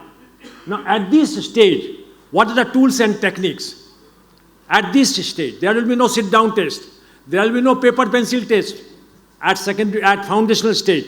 But what are the techniques? Then will we adopt? These are the techniques. Observation. It can be both structured and unstructured. Observing the child. It can be analyzing the artifacts that the child produce in their day-to-day learning. Analyzing artifacts. That is called artifacts. Then we can have anecdotal records. Observing this child in a structured manner multiple times. That is called anecdotes. Anecdotal records. They all have different meaning. Checklists. Then we can have assignments. We can have worksheets. We can have portfolios. We can have document analysis. But no sit-down test. No paper-pencil test at this level. Okay? Assessment at the preparatory stage. Here now, because the child has entered into the bigger arena now. So here we will be introducing the formative assessment, a robust system of formative assessment. We can introduce the written test now at this stage, periodic summative assessment, and a variety of tools. While we are doing the formative assessment, we call it multiple tools. A variety of assessment tools or techniques in formative assessment at this stage. I will let you know about the various multiple tools. Peer and self-assessment and comprehensive summative assessment, it will happen now in grade 3 and grade 5. And it will not done by the school. It will not done by the board. It will be done by the third party. And it is not for the students. Students will not be given the record, but of course schools will be given the performance result that here this much of students have done this level, this much of students done below the level. And you will be asked to improve your classroom transaction. That is called census examination. And it will happen in grade 3 and grade 5 by some other body. And all students have to appear there. That is the change it is done now. Okay. Assessment at the middle stage. Now, assessment at this stage actually will be an extension of the prep stage. It has to be continuous, comprehensive, and competency-based, and higher order thinking skills too also. And we will be having the multiple classroom assessment techniques, like projects, debates, presentation, role plays, all these things for formative assessment, not for summative assessment. We can still continue with the sit-down test, with the paper-pencil test. But the formative assessment, we are asking that we need to use the multiple tools. And of course, the regular summative assessment at this stage must include the MCQs, okay, and must short and long answer type. And again, at the end of grade 8, there will be a comprehensive summative assessment by the third party of students' achievement of competencies in each curricular area. Most of the places, it is the SCRT. Some of the places, I think CBSE can also done, ICSE can do, but it will come out when the product actually goes into functional things. Then they will decide those things. Okay. Now the international pattern. If we see the international pattern, how they are using the assessment at this level, up to grade 8. Grade 1 and 2, formative assessment weightage is 80%, summative 20%. And they are having cycles. One in each term. Every academic session divided into 2 terms. So one in formative and one summative assessment, one in each term. This means 2 formative in an academic session and 2 summative. Grade 3 and 4, they change. Weightage. Weightage now, FA weightage 60%, essay is summative assessment, 40%. And cycles also the same, up to grade 4. But grade 5 and 6, they change it. They make it now FA weightage 40% and essay weightage 60%. And they make it now 2 in each term, formative assessment, and 2 summative assessment in each term. But this means that they will be having the 4 formative assessment and 4 summative assessment. International pattern grade 5 and 6. And grade 7 and 8, they reduce the formative assessment now further drastically, make it 20% only, and essay is 80%. What I am saying now, in our scenario, we can have in each term 2 formative assessment and 1 summative assessment. So in an academic session, we will be having 4 formative assessment and 2 summative assessment. The weightage of formative assessment can be restricted to 10% per. So this means the entire performance of the students now will depend on combining the 40% of formative assessment with 60% of summative assessment. I don't know whether it becomes very, very tense ho gaya aapka atmosphere. Say that what rubbish I am talking about. Is it that? Have you heard about the old couple story? Kisi ne suna hai ki nahi? I have, in every session, I have spoken about the old couple story. Because we are blaming others, na? We often, have you heard? Anyone heard the old couple story? No, I have raised, I think here, Calcutta, I do not know, because last time I came here long. Once come to our school and you had related. Which school? I was previously in BDM International. Okay, yes. So you had come to inaugurate our biotechnology lab. Okay. Now, let me, because many of them, it can be repeated here, because many of them raised their hand, only one out of this. There was an old couple, wife of, husband is of 70 years of age, and the wife is of 60 years of age. Of late, the husband says that my wife is not responding to my call, my request, all the time. What is wrong with my wife? Earlier she was so happily responded to my call. Happy whenever I just give any hints, she will come and close to me and asking me all the things. But what had happened that she is not responding to my call of late? It's very, very. It may not that my wife must become deaf. It's now my age is only 70. You know the age now. We often say that fit at 40, play at 50, strong at 60, sizzling at 70, independent at 80, and nice 90. I'm not going beyond that because the longevity in India has reached above the 98. Okay, so I'm now 70 years old. I'm now on a portion of sizzling. But my wife is not responding to my God. Something seriously wrong, must have gone into death. I should have shown her to doctor immediately. Let me test you. Wife was sitting fine morning on a chair, backside. Husband came, father, and called. Darling, you are hearing me. No response. Oh, it's a very serious matter. I have become 100% deaf. How I can live now another 30 years? Because I am only 70. I need to check her immediately today. He came little bit further, came closer. And then again, darling, are you hearing me? No response. 200% my wife has become deaf. He became very worried. I need to take her immediately because, let me check it once again. He came very, very near. And then said, darling, are you hearing me? The wife said, I have already responded twice. Why you are shouting at me? It is the reverse. It is not the wife who is becoming the deaf. It is the husband who is becoming the deaf. But accusing finger. Don't do this. Okay? Don't accuse Mr. Ganguly or don't accuse the Viva, don't accuse to other people, don't accuse the CBSE. You are doing all the time the mischievous thing. Don't accuse. Before accusing the third party, think of yourself. Look at you. That's to them. Fine. So I will prefer the entire assessment can be done by combining the 40% of the formative assessment with the 60% of the summative assessment, make it 100%. That will be the ideal situation. Fine. Okay. This is the multiple tools that we can use in the formative assessment. For languages, we can use these tools, one at a time. Say for FA1, we can use this one, only 2, 3. Bus, and then have a sit-down test also that you can do. 4 tools. For mathematics, we can do this. 1 and 2. FA1, we will be having 2 tools, along with the sit-down, along with that, then we have the required weightage, 10% to this, 20% to this, 50% to this, making it 100%. Okay. Then, of course, the sciences, we can have this multiple. To this, you will be having all these things. Then for social sciences also, these are the multiple tools we need to use while doing the formative assessment at this up to grade 8. Okay. Now, self-assessment. You are already aware. One has already answered. We need to record self-assessment in the assessment record. How the self-assessment can be done? One of the cases that they have taken, a school has doing that. A questionnaires now can be sent to the students. Questionnaires can be sent to the students to express their likes, dislikes, fears, hopes, ideas, any difficulty they are facing. And the students will be also, besides giving responses to those questionnaires, can be asked to evaluate themselves on a 5-point scaling, A, B, C, D, E. It can be done. And then, of course, we will be maintaining a portfolio so that to provide evidence of the learner's self-evaluation. HPC, as in while developing that HPC, the self-evaluation is a very important aspect. Similarly, the peer assessment is excellent for assessing in team and group-based activities, social projects, and peer-related behavior. Again, we can maintain a learner's portfolio.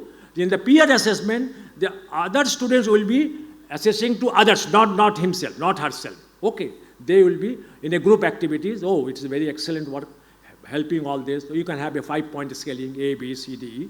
That can also be included in the assessment performance, assessment profile. Now, assessment at secondary stage, yes, we can have the summative assessment combined with the formative assessment. Okay, then of course, formative assessment, like in the middle stage, can continue with multiple tools. Design of the summative assessment now needs to change here because we need to evaluate on competency-based level. So we now need to include now case-based questions, understanding and comprehending paragraphs, competency-based essay-type questions, and of course, questions on creativity and critical thinking. And the summative assessment now can be done in 2 parts. One, objective test, say of 1 hour, and the second, descriptive test of 2 hours. There's one example I'm giving. It's not the prescriptive one. It all depends how you are confident about implementing this. Holistic progress card. The progress card for school-based assessment needs revisit and redesign. It should be a multi-dimensional report.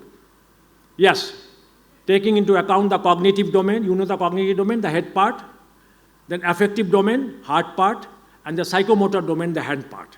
Okay, and it must also include the self-assessment and peer assessment, and must also include, if possible, the comments and observation by parents. Comments and observation by parents. That is a holistic progress card we are talking. How it can be developed? I've given a framework. This is a framework. It must contain, many schools are doing that, student profile with health status, academic performance, the cognitive part, scholastic areas, core scholastic areas, if any. If any, why I'm saying that most of the core scholastic values now will be evaluated already when we are going to assess in arts education, vocational education, and physical education. That will already be covered. But still, if something is left, literary skill, scientific skills, we can incorporate that one also. Assessment in health and physical education, already performing arts with literary and creative skills. Exceptional achievement, yes. And we need to have a separate HPC at foundational stage, prep stage, middle stage, and secondary stage. मैं खत्म करता हूँ इसको because we cannot have that second. But another 10 minutes. Yeah, there are challenges. I agree. It's not that easy. मैं सो detail में there are challenges. Yes, m to the power 4 or 4m. M to the power 4. The challenges of adequate manpower, appropriate manpower, challenges of money. There will be requirement of infrastructural development. We require money for teacher development program. The requirement of machine. We need desktops. We need the tablets. Yes, machine. We need the, all classes must have the smart classes. Then we need to have a materials also, teacher's guide, teacher's aid, we will be needing. These are the challenges. And we are aware of. That's why I said if you have a 3%, 3.5% of budget provision, it may not be position to implement unless and until you raise it to 5.5 to 6%. Today it is less than 3.5% of our GDP, which is very less now. Okay, of course, at the top level, it is being given thought to. Yes, the road ahead, very quick. Yes, times have changed. And the concept of school leadership have also changed. It's a fact now. The way I have dealt, the way I am using the tact, it may not be relevant today. You know they said when I was trained in the Administrative Training Institute at Nainital, I was told that we do not know, my boss, tell me that we do not know the mantra, how we can become successful in your work life, but at least we know the steps. If you follow that, you will not be unsuccessful in your attempt. See how they use the languages. Do not know the successful strategy, but if you implement it, you will not be unsuccessful in your attempt. What they say to me, I am just repeating those things. He said that you need to have fact. Fact, you must know the fact, factual position. Then after knowing the fact, second, act. You need to act. You cannot be a silent spectator. You cannot be a passive spectator. Fact, act. Third is the tact. You need to have that tact. The tact I will be using in handling a situation may be different what you will be handling it, but tact is a good requirement. So fact, act, tact. The last one is very important, contact. Yes. Okay, so the top things and local acts now has become obsolete. I often say, this I have never implemented in my life, the entire career of 35 years. If I am saying something, you do it, people may ask, how can do it? Show us? Yes, I was ready to that. I sat down with them. Okay, let us implement it. How you can do that? And give us a suggestion. So top things and local acts is now become obsolete. If you are directing something, you know how to implement it. Instead of a vertical, hierarchical leadership, it's not obsolete. Now you need to have a horizontal, lateral leadership. Working in team, working together. That's the leadership has now changed. So what I'm saying that the art of educational leadership is a serious engagement. Yes, it's a serious engagement and has a higher purpose, very higher purpose. Because we have to transform ourselves as a transformative intellectuals. Yes, just by putting on a spec, we cannot become an intellectual. We need to, in inner core hearts, we need to have to be transformative intellectuals. So you have to upskill faster than you. Instead of saying, you have to yourself upskill yourself. So you have to upskill faster than anyone else. And there is no room now for, I think, mediocrity or complacency. You have to address the meritocracy. There is no scope now for, I think, the mediocrity or the complacency. And remember, nothing actually moves until you make the move first. Make an attempt. You have to move it first. Then the followers will actually follow you. Okay. So the road ahead, change your thoughts to change your world. Again, started with 10-point program of NEP, the 10-point high impact program. First, I'm going very fast. Yes, take charge of your profession. Take charge. Think big, beyond yourself, beyond your routine activities. Dream big, start small, but act now. Don't keep it for next week. Don't keep it for next month. Don't keep it for next year. Dream big, start small, act now. Must have a future orientation. Facilitate achievement of educational organization goals. You are running a coalition government. Naturally, you have to give tasks to your core people, but you cannot leave the demon. You have to give them tasks also, otherwise they will make your life big. So you have to engage the demons also, and you have to create because you are running a coalition government in your school. Okay? Yes. Be available. Yes. Don't say that I'm busy. No, you must be available. I'm available there when I was sitting there. Anyone comes in the CBSE without any invitation, 3 to 4, I'm available. Come and meet me without any appointment. That should be a mindset. A good leader is visible. Develop trust. People are prioritized over paperwork. We go for paperwork. We go for non-academic activities. We go for para-academic activities. No. People are prioritized paperwork. Never stop learning. That's why I read a lot. A good education leader is a great learner. You have to allot time for yourself daily, regularly, religiously. Why can't you give 30 minutes of time to read something daily, substantially? 30 minutes out of 1440 minutes of time. I'm asking for 2.9%, 3% of your time. Allot for your reading habit. Never upgrading yourself, helping faculty to upgrade. Create a teacher support system and a school support system in the school itself. And again, 1.5 to 2% of school budget for your CPD, continuous professional development. Be poised, calm and poised. Calm and never. Under extreme provocation, you have to be calm and composed. Graceful under pressure. Don't shout unnecessarily. Confident and passionate. So, what is your OTP then? That's the question I raised earlier also. What is your OTP? And no number. Without number. What is your OTP? Your OTP is always the ownership. Own your profession.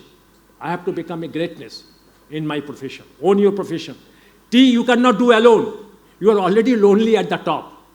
Take someone along with you to teach the teamwork. You can create wonders by having a good team. Your OTP. And P is the passion. You have to be a passionate individual. I told you now, I am very passionate about football. Being Bengali, maybe. I don't have any time to see the news, TV. I'm saying a fact. But if there's a match between Brazil and Argentina, my favorite team, I will wake up at the 2 o'clock that time and will see the entire match. My family will be disturbed. Why you are not sleeping right now? It is 4 o'clock in the morning. But I will see that because I have the passion. Without passion, you cannot live this world. Communicative, collaborative, connected. Yes, bring method to madness. Don't be a reactive individual. You have to clear vision. You have to create great planning. Entrepreneurial, creative, and innovative all the time. I've given that era. The era of invention is over. Today there is wave of innovation, leading from the front, risk-taking, focus on cognitive skills. You need to have the ability to motivate and empower and inspire. Avoid the firefighting culture. Don't become a reactive individual. Become a proactive one. And back to school program. What is back to school program? For your teachers. Put them in a schooling system. Of course, in a different schooling system, within yourself, within outside also. Back to school program for your faculty. Okay. Be self-critical. Yeah, that's very difficult. How up to date you are. Many of you have not read the NEP 2020 yet. Only 30-page document. Please analyze yourself also. Who is at fault that you cannot read the 30-page document even today? Listen to the feedback. And remember, you cannot achieve greatness with a small mind, with a parochial mind. Admit mistakes and create a receptive environment. Persistence and perseverance. 9. Yes. Believe that you can change. Believe in your ability. You can make it happen. As you are running a coalition government, create a good small ecosystem of people in the school. You must be aware of the pressure, conflict of ideas. You need to know the bargaining and negotiation skills. And last one, win small, but win often. कहाँ से मैंने borrow किया this word को? Win small and win often? I have borrowed it. Yes, I admit that. Have you read that book of Stephen Covey's? Which is that book? 7 Habits of Highly Effective People. Deepika? Yes. 7 Habits of Highly Effective People by Stephen Covey. Make a culture of happiness for small achievement in the school. A culture of achievement for small opinion in the classroom by the teacher. That's a small. Create a winning culture in your work habit, in your school environment. It's not very difficult to do, but if once start doing, you will enjoy also. Win small, but win often. Okay. So, yeah. That's the ending part. My friend Mr. Naveen Joshi is very, very annoyed with me. I will be giving you a very cold tea and these things, but I have no other option. I need to finish that one.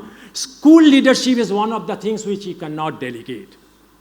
You either exercise it or you abdicate it. एक बड़ा famous जो Urdu stanza है, I do not know if I say you know the Urdu here in Bengal, because I have already read it various parts where they know the Urdu, they know the Hindi. But it's a beautiful, my Nida Fazil. There's a beautiful one. That's very good. I'm going to do it. It is in Urdu and Hindi mix. It's very interesting. Safar mein dhoop to hogi. You know that's a safar. It's a life. It's a journey. What you are doing now. Safar mein dhoop to hogi. Jo tum chal sako to chalo. It is up to you whether you want to go or not. We are not good pressurizing you. So safar mein dhoop to hogi. Jo tum chal sako to chal. सभी है भीड़ में, long queues are there outside, तुम चल सको तो चल. किसी के वास्ते रास्ते कहाँ बदलती है, for you the roads will not change. किसी के वास्ते रास्ते कहाँ बदलती है, तुम अपने आप को बदल सको. You can change your habit, work culture. चल सको तो चल. सभी सफर को है महफूज रास्तों की तलाश. हिफाजतों की हिदायत, that is the comfort zone. हिफाजतों की रिवायत बदल सको तो चलो. It's all up to you if you want to take up the journey. Thank you for listening to me.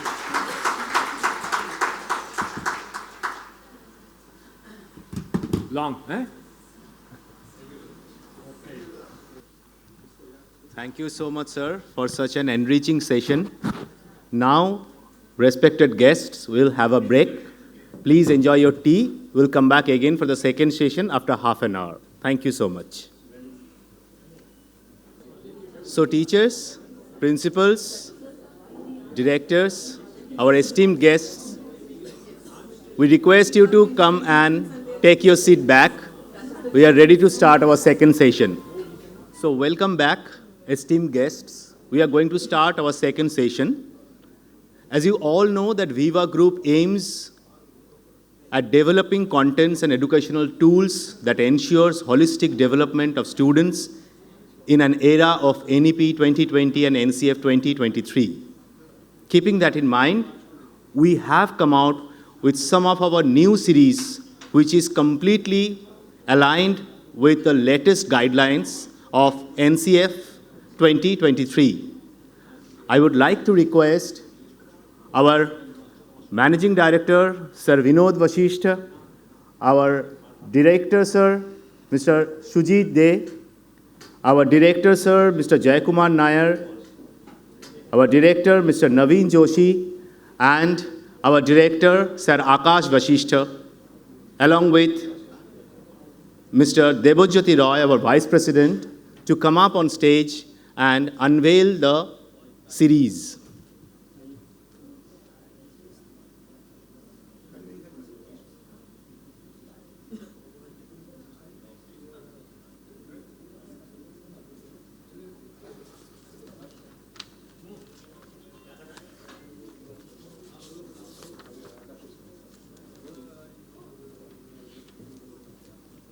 I hereby request Sir Akash Vasishtha to come up on stage.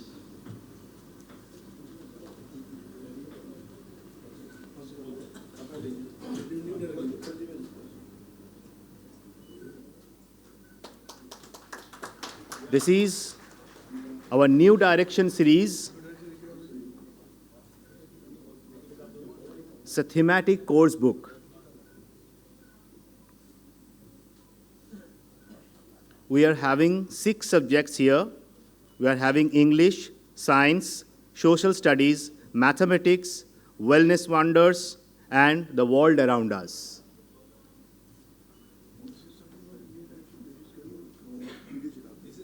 is for grade 4. This is for grade 4. What is grade 6? No, not having grade 6. Now grade 6 is an NU.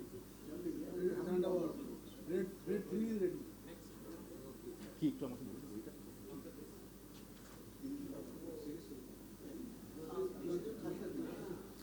So this is our series of New Direction Mathematics and the world around us and Wellness Wonders.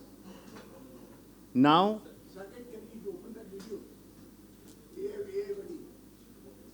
AI buddy? Sir.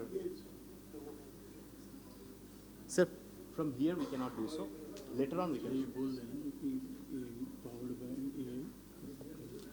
The whole New Direction series, as I said, is a thematic course book based on the latest guideline of CBSE, where we have given 5 themes, each theme for literature having 2 proses and 1 poem, as per the guidelines given by the NCF. And we have also incorporated, as you can see, powered by AI. There will be an AI buddy where you will be having plenty, innumerable contents of digital supports. We have given the QR code, and if you open it, it will give you all the information about this chapter, and this is AI supported. You will get the additional information if you open this QR code. In every page we have given the QR code. This is the new invention and innovation.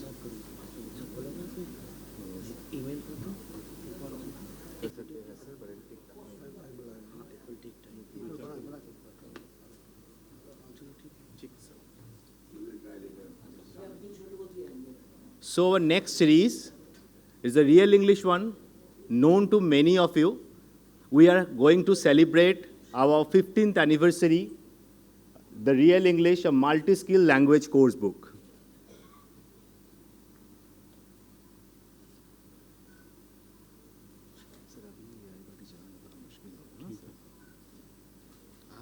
As per NCF and latest NEP, we have given the content of Indian culture and heritage in this book also.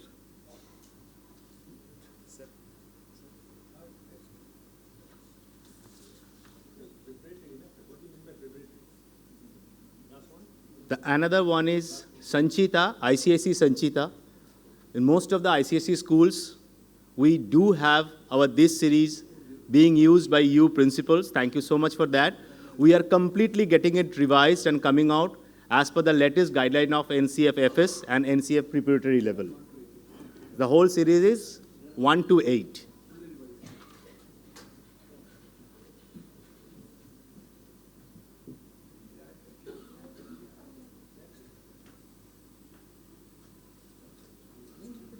The next series is ICSE History, Civics and Geography. So based on the latest CISE curriculum, completely based on NEP 2020 and NCF.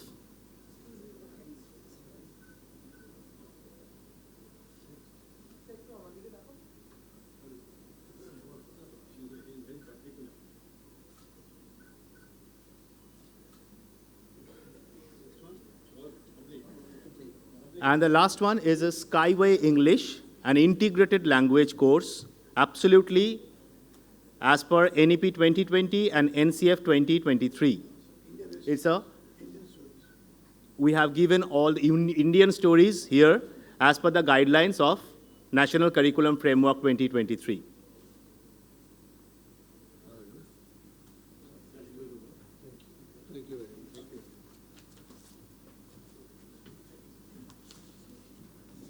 Thank you, Ganguly sir.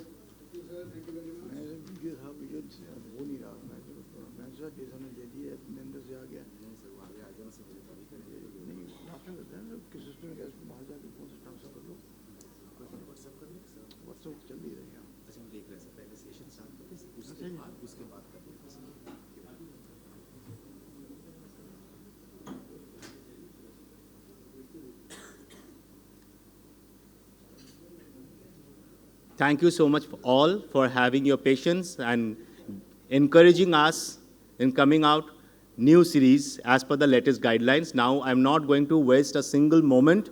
We are going to start the second session, which is National Credit Framework. I would like to request Sir to come up here and take the charge of the stage.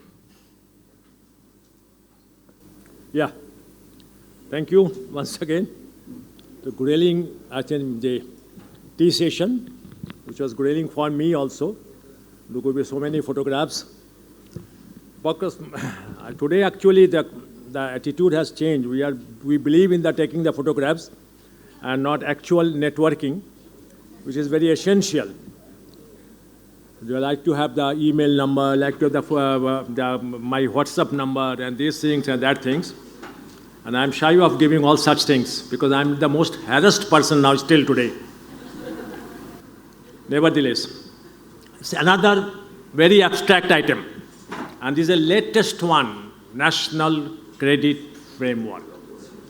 And I think another next 2 to 3 years, this will be the talk, I think, about this particular, how you are going to implement it. It is National Credit Framework in your system.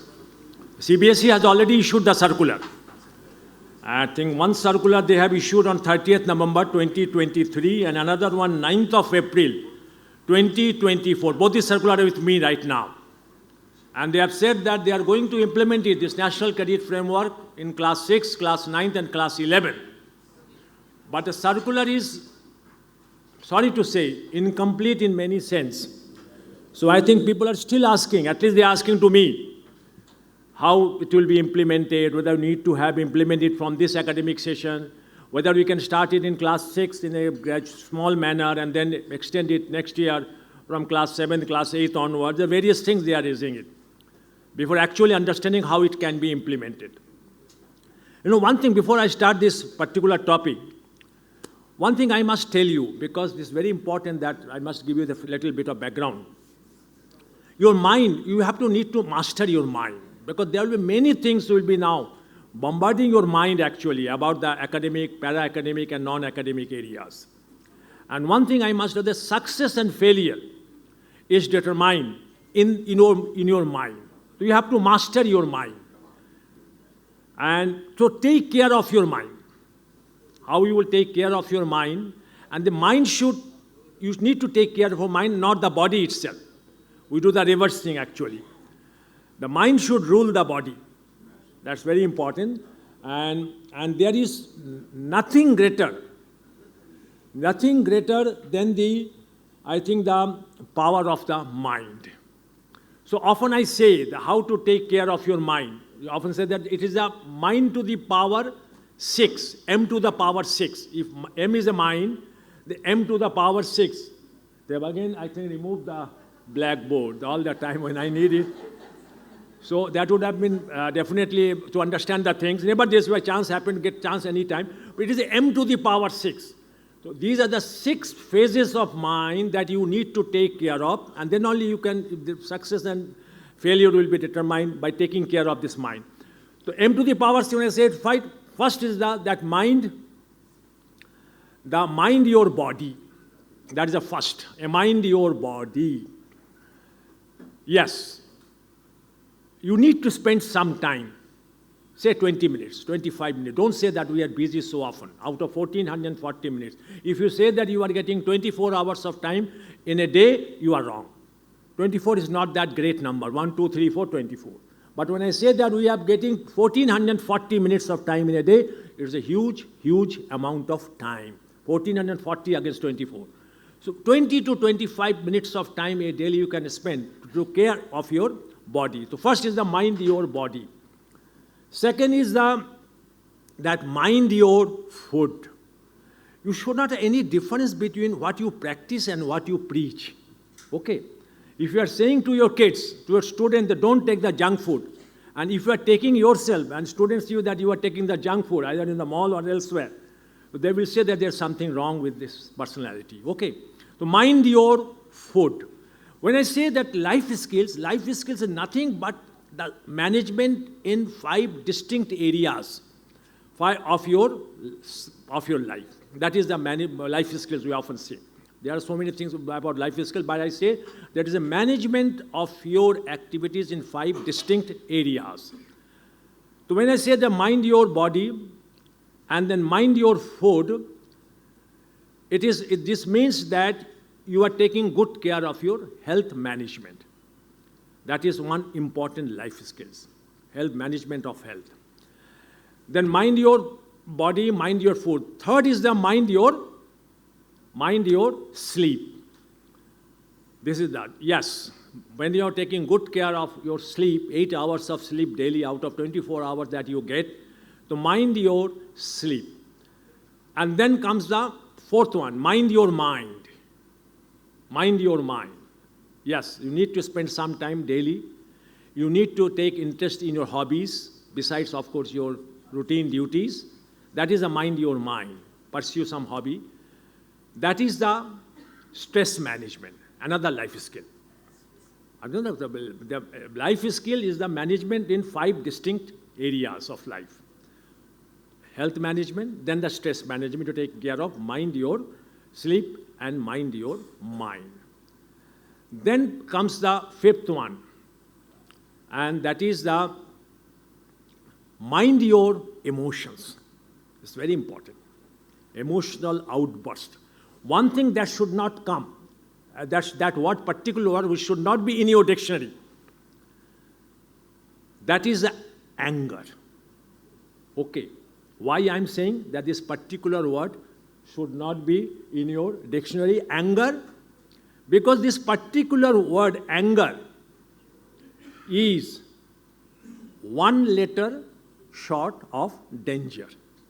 It is all up to you, whether if you like to have a danger. So that's why I'm saying that you have to calm and composed in most provocative situation.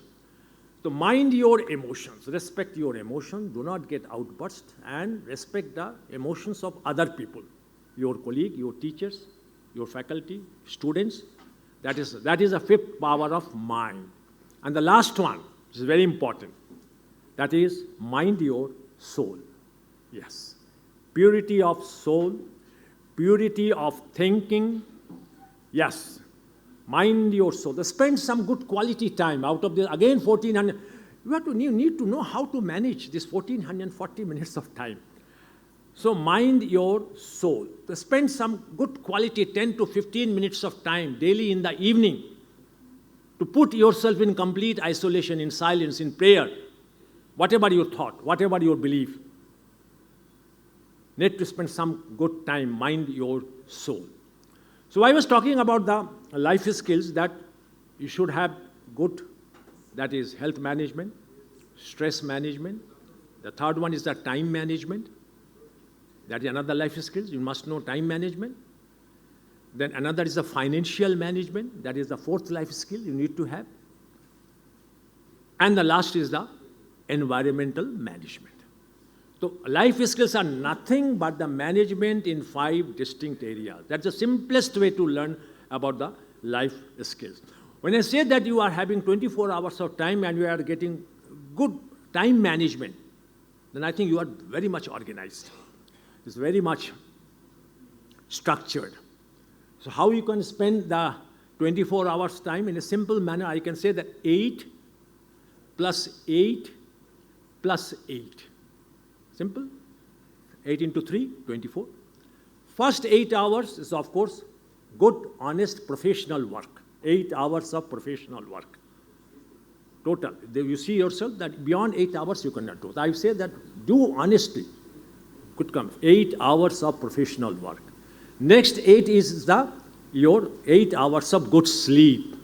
It may be divided into 2 parts, say about 6 and 6.5 hours in the night, and then 1 hour nap, short nap in the daytime if you happen to get it. So 8 hours of good sleep. But you can say it, and it has been raised in my, that we are not robots, we are not machines. You are all the time saying that we have to do only for these things, so whatever, we have to do other works also. Where is the time for that? Manaka, yes, you need to enjoy the other areas also.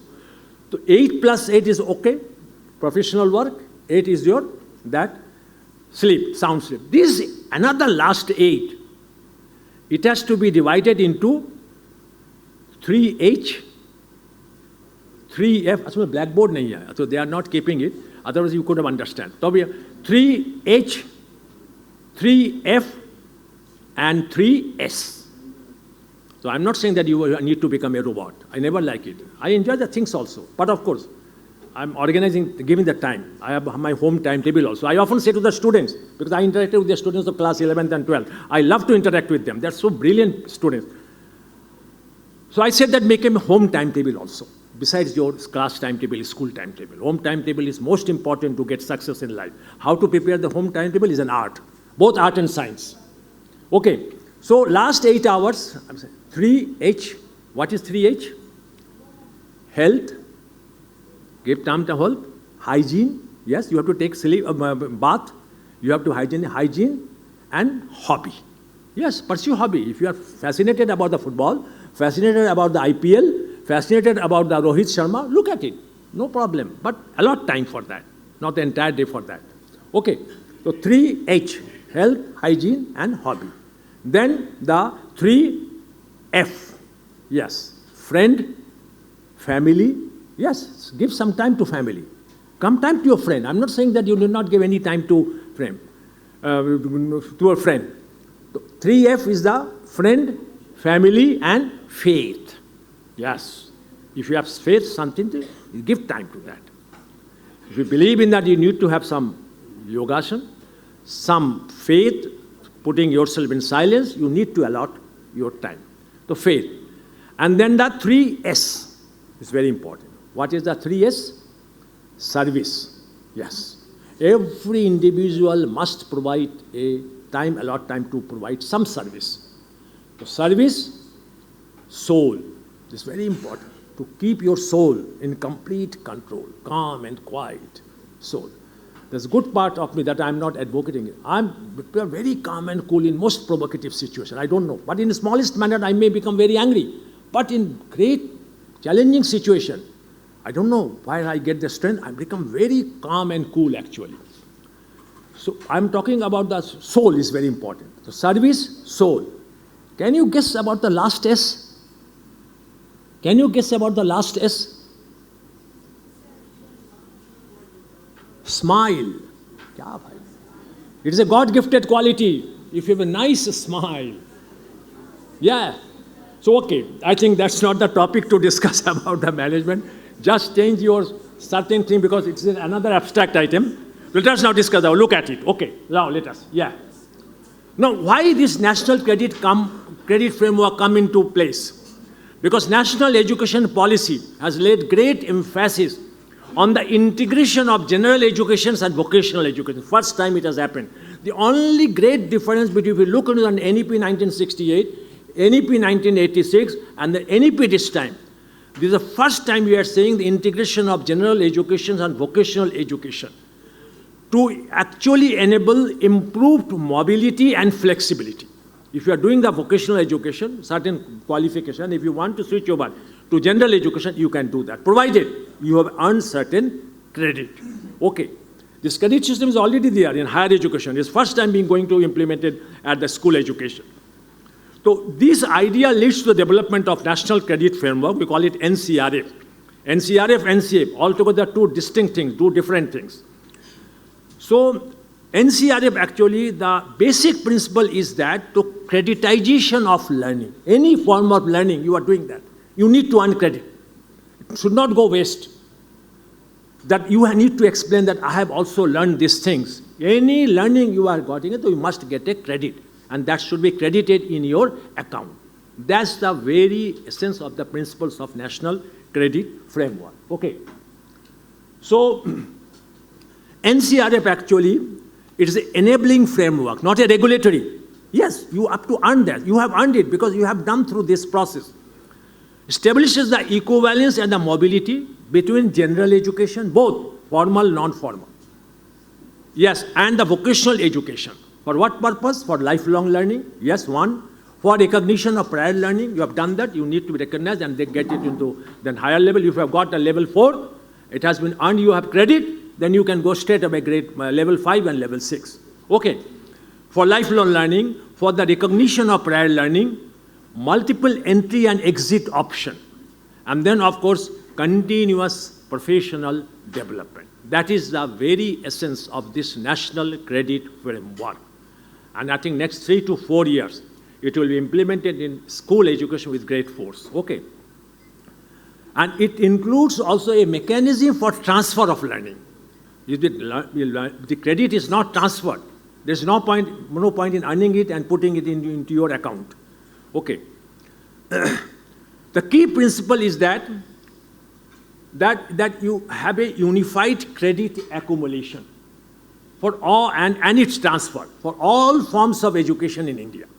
that you will be earning a unified credit accumulation and transfer of all forms of education in India. Of course, you have to show, demonstrate your knowledge and skills, then only you can earn credit. But just saying that I have gone through this process and I must be given the credit, no. You have to demonstrate. Your assessment has to be done of your knowledge and skills in a variety of subjects as well as in a variety of activities. You will earn credit for that. As I have again said, because you have gone through that process, it is enabling. You have a right to earn. It's not any regulatory framework. It's an enabling framework, actually. It also gives the benefit of if you have gone through some online learning, some distant mode of learning, so you will be earning the credit. It gives the importance of this and incorporates these modes of education also, which is not happening right now. If you earn some distance learning, some learning from the NIVA, some from the IGNOU, you need to earn, after demonstrating your knowledge and skills, you will need to learn that credit and it will be accumulated in your account. So that if after 3 or 4 years, you need to pursue some other courses, that can be added to go for that courses. Okay. What is the key premise? What is the key premise?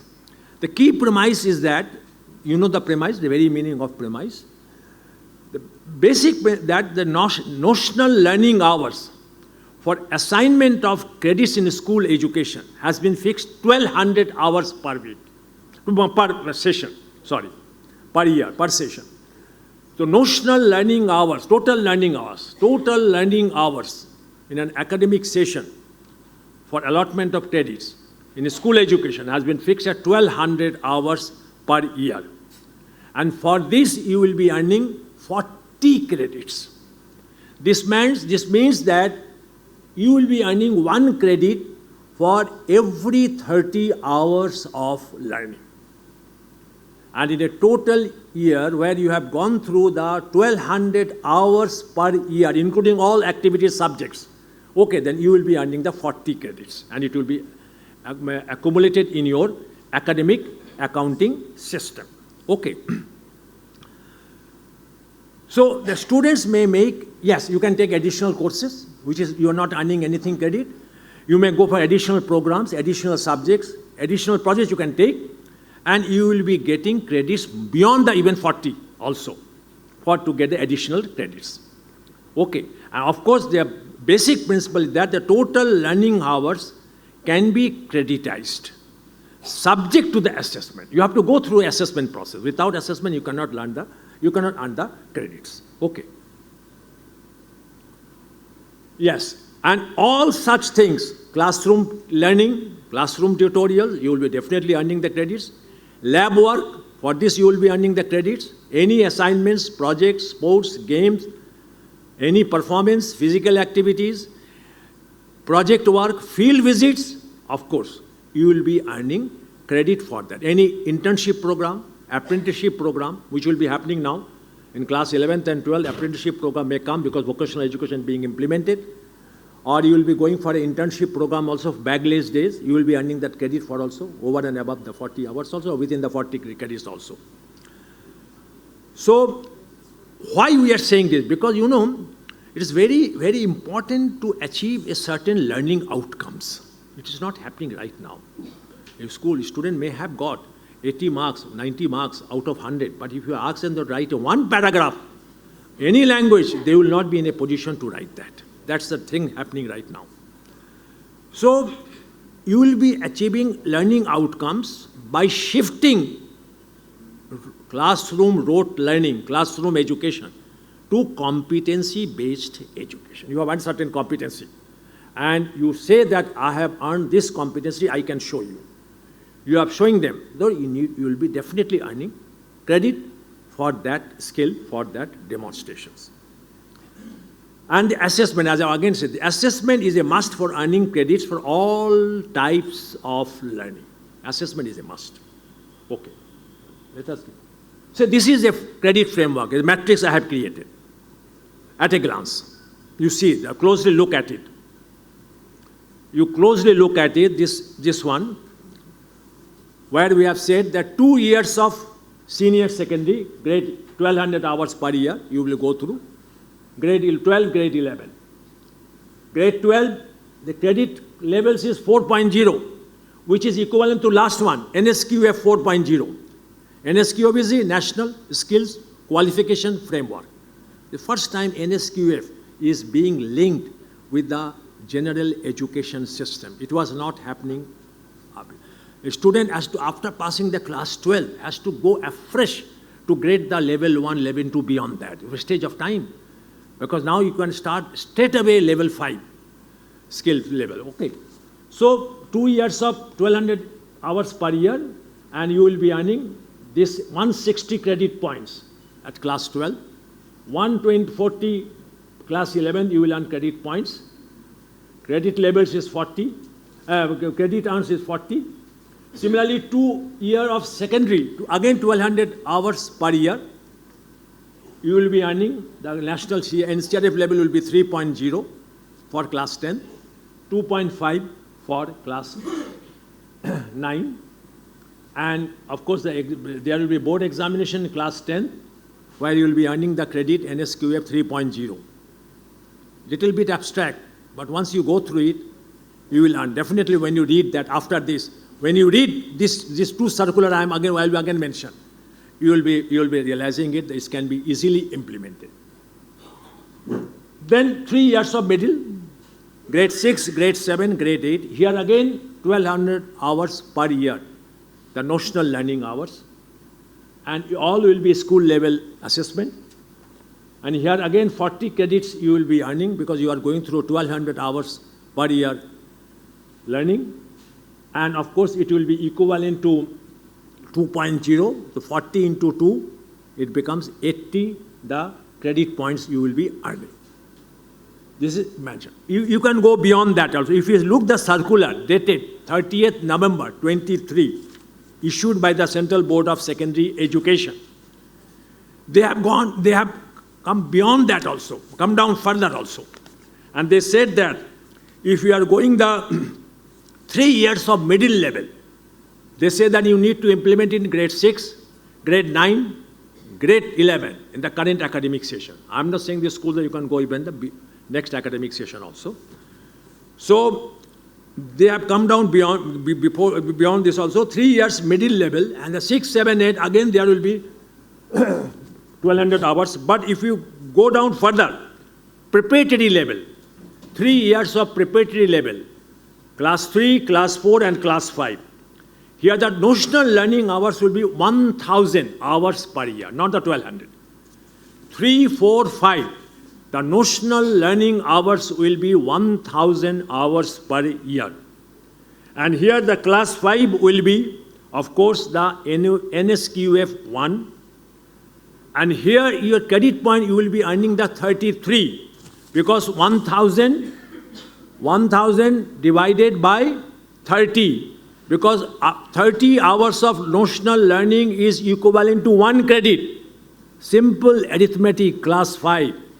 That 1000 you are dividing by 30, so it comes out 33 credit. Yeah, 33 credit points. 990 hota hai na? 990. 33 into 30. It comes out 990. And you have to go through 1000 hours of learning. So this way you will be earning class 3, class 4, and class 5 that they have gone through. And even at the foundational stage also, the 5 years of foundational stage, the students can earn the credit, which will be implemented, I think, next academic session. It is from pre-nursery to class 2. Okay. So class 2 to class, now the question is that we have made it 2.0 for class 8, credit level, class 7, 1.67, class 6 will be 1.33, class 5, the credit point will be 1. Class 5 will be the credit point will be the 1.0. Class 4th, it will be 0.8. You will go to the circular, you will have 0.8. Then class 2 will be class 3 will be 0.6, class 2 will be 0.4. And the class 1 will be 0.2. And the nursery, all the three, nursery, lower KG, upper KG, nursery, KG1, KG2. This entire 3 years, you will be having 0.1, the NCRF credit levels. So they have made all the calculation. I've mentioned only for the 2 years of senior secondary, 2 years of secondary, and 3 years of middle. You can go down beyond that also. But I will say that first try to implement it in grade 6, grade 9, if possible, grade 11. Then you go little bit, try to have that achievement of certain levels, and then in next year you implement it class 7, class 10, class 12, including it into your holistic progress card. Now in the assessment record, even in class 10, 12, they will not only mention the marks, they will not only mention the grades, they will also mention the learning hours, they will also mention the credit points earns, credit earns, that they will be mentioning it. If you are not doing that, so your school certificate will not mention anything about the notional learning hours or the credit points. Okay. This is first time you are maybe looking into it, so it is somewhat abstract, but I think I will prefer you go for. ये दोनों circular आप जरा देख लीजिएगा. One is about the 30th November 23 and another issued by the CBSE on 9th of April 2024. Okay. And I will ask, if you are not getting it, I will ask the Viva group to get it actually, isko photograph of it, and then if they are asking for it, you can send it along with my PPT also. This PPT and the earlier presentation PPT. Okay. Now the calculation of the credits. That's the important thing, how the credits will be calculated. Now, 1 hour of teaching, the classroom teaching, 1 hour of teaching, classroom teaching is equivalent to 2 hours of practical work or field work. That is equivalent. Same credit you will be earning 1 hour of classroom tutorial, which will be equal to 2 hours of field visit, practical work you need to go through. So thus for internship, field work, lab work, the credit weightage for equivalent hours is 50% of that for lectures and tutorials. Okay, half ho jayega. Okay, you cannot earn the same amount of credit as with the classroom teaching. Okay.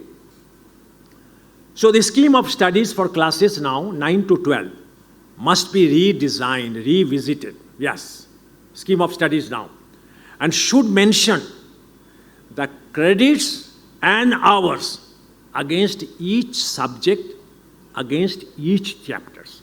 Now, for example, if social science, class 7 student must know how much of hours we need to spend learning social studies in class 7.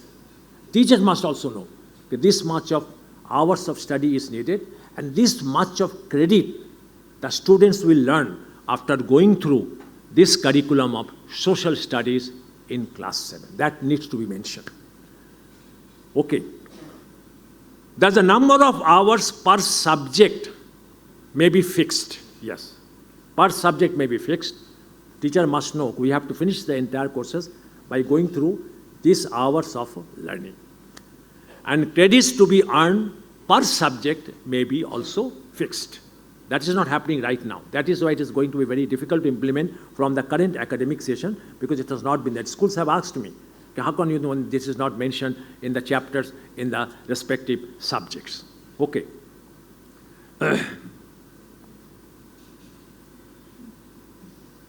So the curriculum of each subject must be divided as per the hours allotted.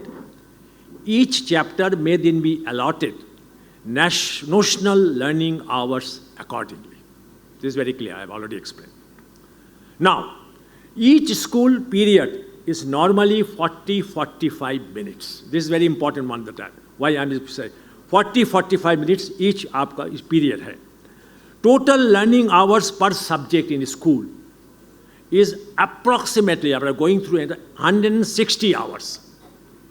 One period per week, say for science, you cannot go beyond 32 weeks of WTP. What is WTP?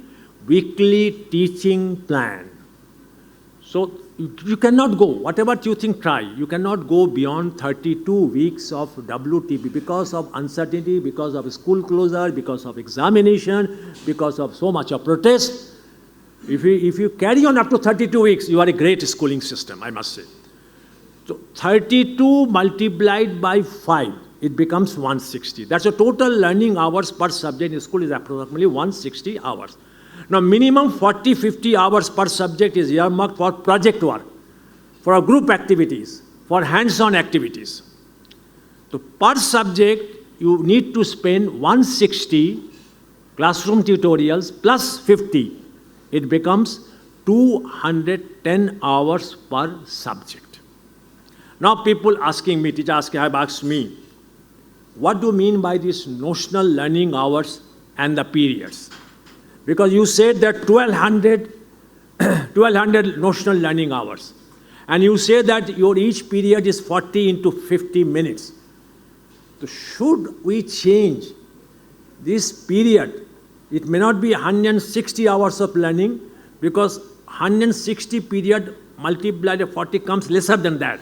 This means we need to do 210 or 220 periods for classroom teaching. Then we can complete this 160 hours.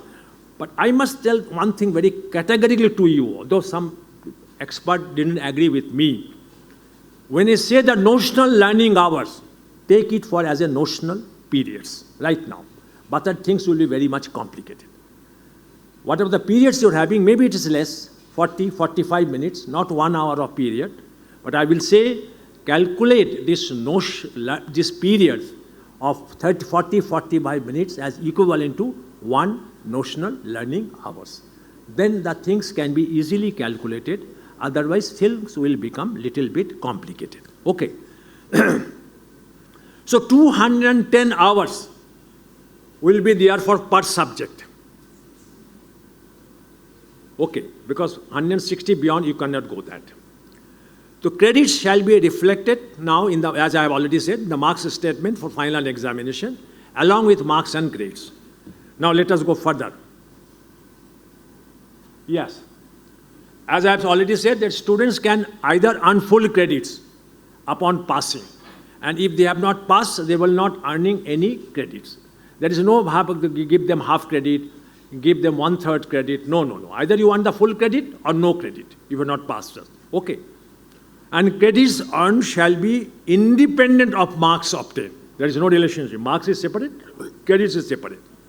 And this is most important, that the credits earned shall be deposited in the academic bank of credit of a student. Every student will be having an academic account of credits, which will be linked with the APAR ID. This is very important, which will be linked with the APAR ID and DigiLocker of the student in future. Every student will have a linked with the APAR ID and the DigiLocker about this credit system earned. If you are not going to implement it, your students will not be earning any credit in their DigiLocker account. Okay, बहुत tense हो गया कम. Yeah, it is in the school level. I said I will be having question hour session. Yes, you are right. In grade 6, grade 9, grade 11, not even board examination right now. At the school level, actually, at the school level. Of course, then it will go next year in the board examination also. How to fit in? Now, with the existing scheme of studies, there are two areas.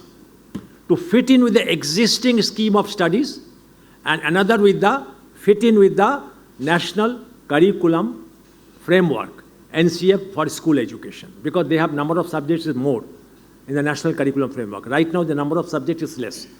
So you have to make a two-tier arrangement. One to fit in the existing scheme of studies, and then to how to fit in with the future with the National Curriculum Framework. Okay. Now, as per the present scheme of studies, class 9, 10th students has to pass in either in 5 or 6 subjects. A national board, 5 subjects. State board, 6 subjects. Most of the state boards. Up to either 2 or 3 languages and 3 subjects. To be declared pass, and eligible for earning credits. Okay. Now 210, here I have mentioned hours oblique periods. Tell you, but after explaining to you. So 210 hours periods have been allotted per subject. And if we have 5 subjects, 210 into 5, 1050 hours have been allotted to 5 compulsory subjects. 210 into 5. You have already gone through 1050 hours in compulsory subject. And 150 hours, 1200 minus 1050, it is 150 hours. So 150 hours have been allotted to subjects of internal assessment. Health and physical education के लिए 60 hours, existing work experience के लिए 30 hours, and art education or general studies के लिए 60 hours. It becomes 150 hours. Total 1200 notional learning hours. So each subject has been allotted 7 credits, 1 credit per 30.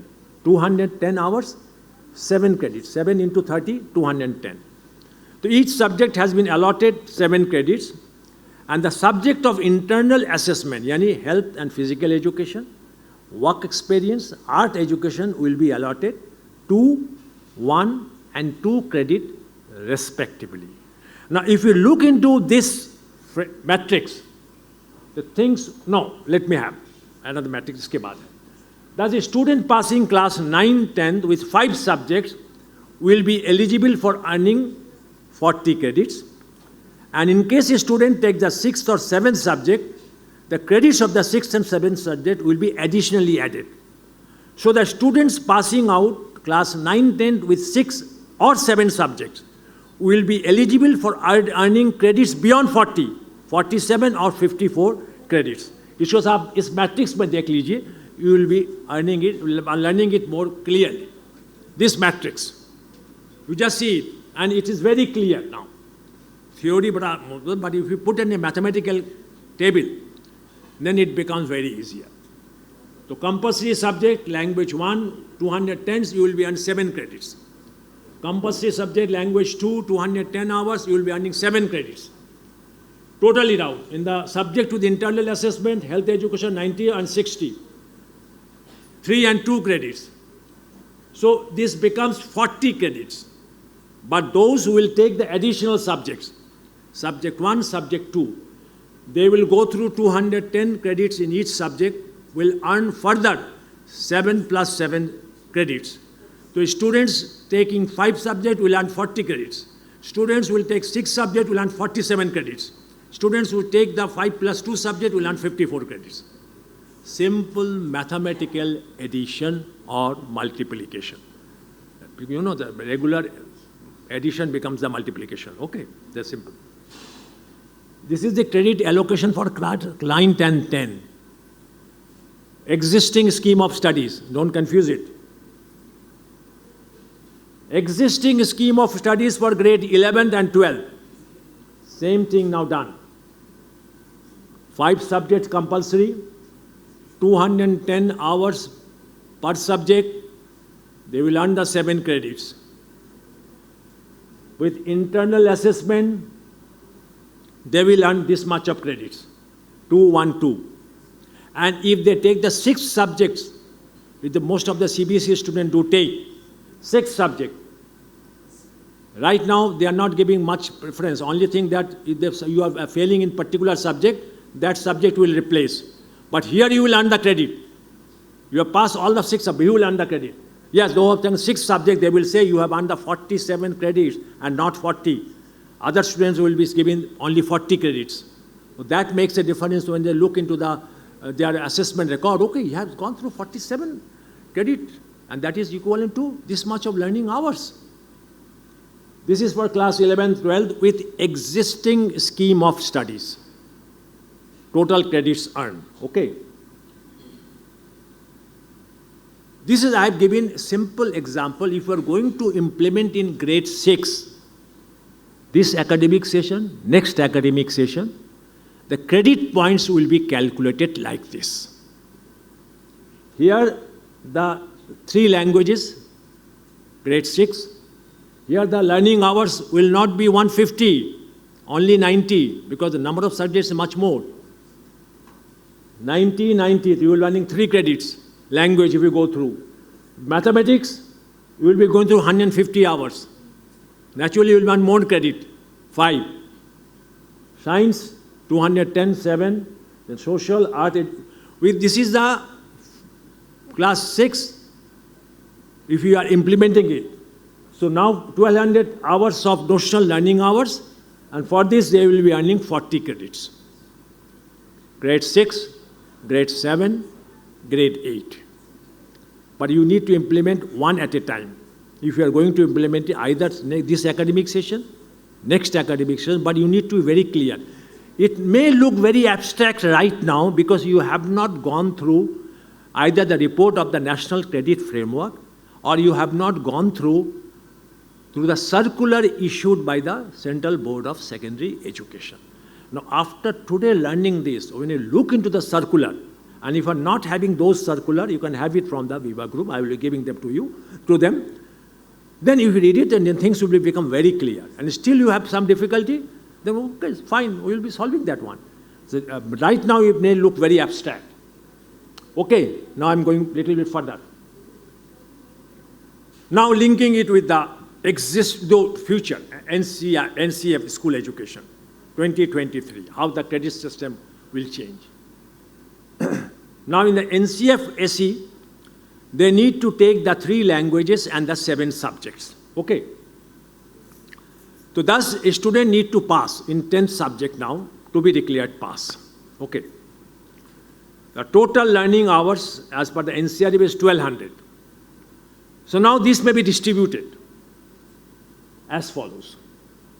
120 hours periods allotted to each of the 3 languages and the interdisciplinary areas, 120 hours. You cannot go beyond 1200 learning hours. Mind out the load of the student. You cannot go beyond. You say, why can't we have 1400? You cannot get it. You cannot get it. By 32 weeks of WTP, you cannot go beyond the 1200 notional learning hours. If you say that we may take the special classes, we may take extra classes, that is too much. Do not do this like this. This is scientifically proven actually. So 120 hours periods allotted to each of the 3 languages and the interdisciplinary areas. 150 hours periods each allotted to mathematics, social science, and vocational education. Okay. If you see the class 6 vocational education, I have gone through that. They have already mentioned that you need to go through 150 hours of vocational education per academic session. So that's why I have been in the linking with 9th and 10th, and then 60 hours periods allotted to art education and physical education. That the students passing 9, 10 with 10 subjects will be eligible for earning 40 credits. I am again showing it in a tabulated manner, so that will make the things very clear, absolutely clear. When you look, don't go through the theory portion, look at the mathematical tabulation. It becomes very clear. Okay, yes. Read both the things simultaneously. Then the thing becomes clear. If you look into the theory part, don't go through this mathematical table. You will not be learning anything. Kya bakwas hai? Say. Okay. So, this is the calculation. We have made it for the linking it with the new curriculum framework, National Curriculum Framework, School Education 2023. This much of credit they will be earning 1240 credits. Okay. Fine, I'm going further. Now linking it with class 11th and 12th with the National Curriculum Framework, School Education. They need to take 2 languages now, not 1 language. And they need to take 4 subjects now, 6 subjects, not now 5 subjects. They have to take it, which will be there, I think. I've asked them to go on 2026 examination, but they are not yet ready. It may be definitely 2027, because I've spoken with some of the persons who are involved now with their boards actually. They say that it's become very difficult to go for 2026 examination. So 4 subjects with an optional 5th subject, that is with the class 11th and 12th. So a student has to pass in each of the 6 subjects to be declared pass. And the total learning hours, as I'm again repeatedly saying, that it should be 1200 learning hours per academic session. Okay. So the distribution will be like this now. 180 hours periods for each of the 2 languages. 210 hours periods allotted to remaining 4 subjects. Each subject has been allotted, as I have already said, 1 credit per 30 hours. So a students passing class 11th and 12th with 6 subjects will earn the 40 credits, and if they pass with a 7th subject, they will be getting the 47 credits. And again, I am putting it in a tabulated form to make the things clear. It's very clear. If you look into the tabulated form, you will learn immediately. Compulsory subject, you put it into 40, 47 credits, linking it with the National Curriculum Framework for School Education 2023. Okay, fine. Let us go on. Go ahead. Because I have school. So, we are finishing it because I have not gone through it deliberately because it's very difficult. Right now, I think your mind must be very tense situation, what is going to happen. But it's very simple, I'm telling you. So credit system will ensure definitely holistic development. We often say we need to have a holistic development, but it will ensure holistic development. Because non-academic activities now will be creditized. How the non-cognitive skills can be a part of our learning system, which is not happening right now. For today's generation, if we are not linking the non-cognitive skills with the cognitive skills, they will not get or grab most of the opportunities which the globalization is providing for them. So non-academic activities will ensure participation of the students in the non-cognitive skills. That's why we are doing. So assessment record will now indicate as our academic learning hours, marks obtained, grades, and the credits earned. Now, are we ready for changeover? Not yet ready. Are the mind is tuned? Can you make a changeover? Can you implement in class 6, class 9th, and class 11 from the next academic session? Not getting any response. I'm not asking for it. Okay. Hi, that's nice. Already implemented. That's the beautiful thing. Class 6, yes, certainly. Yes, I've got it. You are class 6. I like it. Don't go for class 9. Go for class 6. Then next year you implement class 7 and class 9. That's beautiful. At least take a small step. Small take. Don't take a big thing. Don't make a... Because you cannot cover a greater distance by having the hop. Take a small step. Try to win that. And then take the next step. Win small, win often. That should be our mantra. Yes? So, we need to take a risk. Are you ready to take that risk? They said, why should we take that risk? I'm in a comfort zone. And if we take the risk, I may fall flat. Yes, this is the answer. Why should I take this? Things are going smoothly. And if you fall flat, then you will be held as responsible? No. No one will be held responsible. There are always risks in changing. But if you do not change, but the risk of failing to change is much greater. So you have the option, which way you need to go. Take the risk. And that is why you are the leader. Leader always take the initiative. Always take the risk. Win that. And then take the next step. Okay. Thank you for listening.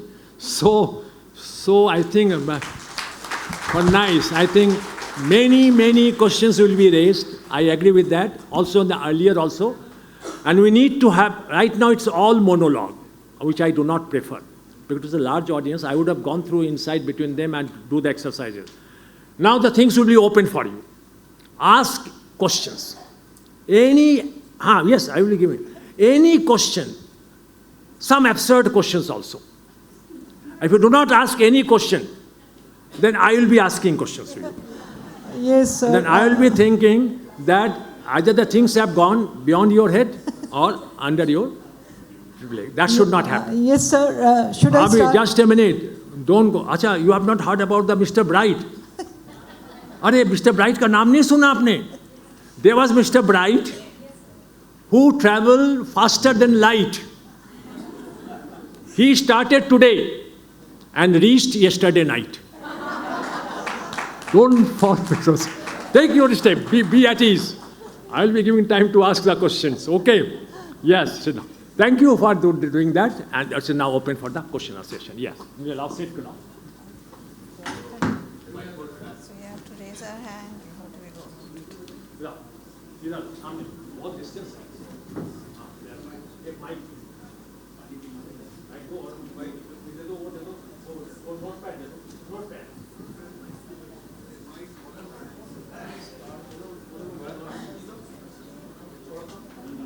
Sharpen the saw. The last habits of the 7 habits. Then I will be having the question hour session. Okay. हाँ इस file को ले जाना पर इसकी आप वो ले लो इसकी आप वो ले लो synopsis लिख हाँ ले लो and if you are asking for this circular because then you can send to them. You all need ना हाँ yes. We will send you by. इसको ले लो फोटोग्राफ कर लो इसको हटा दो चेयर से हटा दो भाई leave this chair so that there is a video ना हाँ show हाँ then I will having the question hour session ये चेयर हटा दो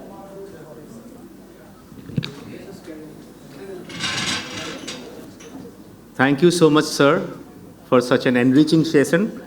Now, before we are going into the question answer session, we were getting many queries and questions regarding the AI buddy, which we had shown there in our new direction series.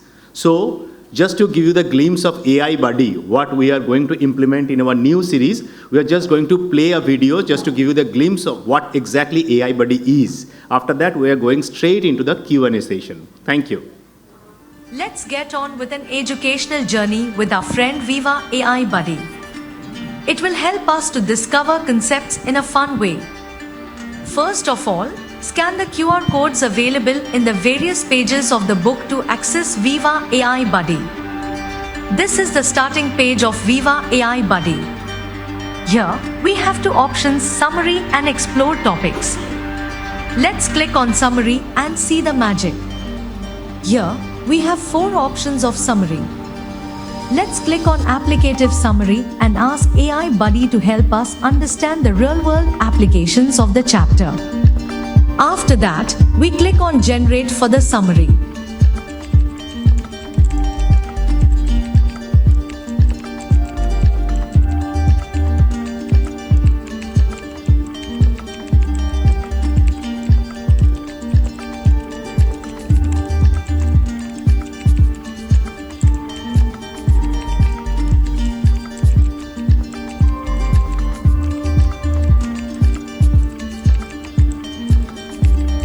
Wow! AI Buddy has generated the summary. Let's stop generating the summary and listen to the audio of the summary. Understanding the parts and functions of green plants has many real-world applications. Point 1. Parts of a leaf. By recognizing the lamina, midrib, petiole, veins and stomata, students can identify and understand the structure of different leaves they encounter in their environment. This knowledge helps in gardening, enabling students to care for plants more effectively by ensuring proper water. We can also copy the content given by AI Buddy for further studying. AI Buddy can also help us explore other topics. Let's select the first topic. Let's click on Explore. Great! AI Buddy can generate a summary for this topic.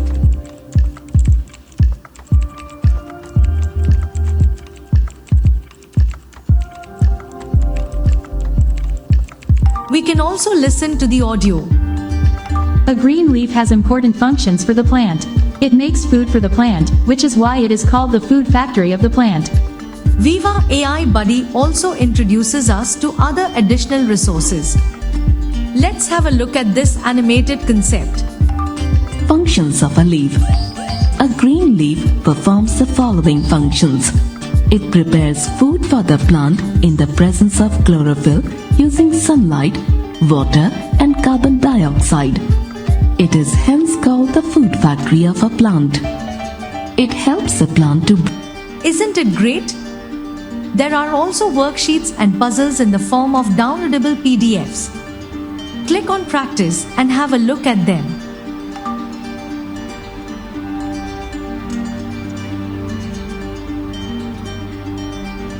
Step into the exciting world of Viva AI Buddy and discover all the interesting features.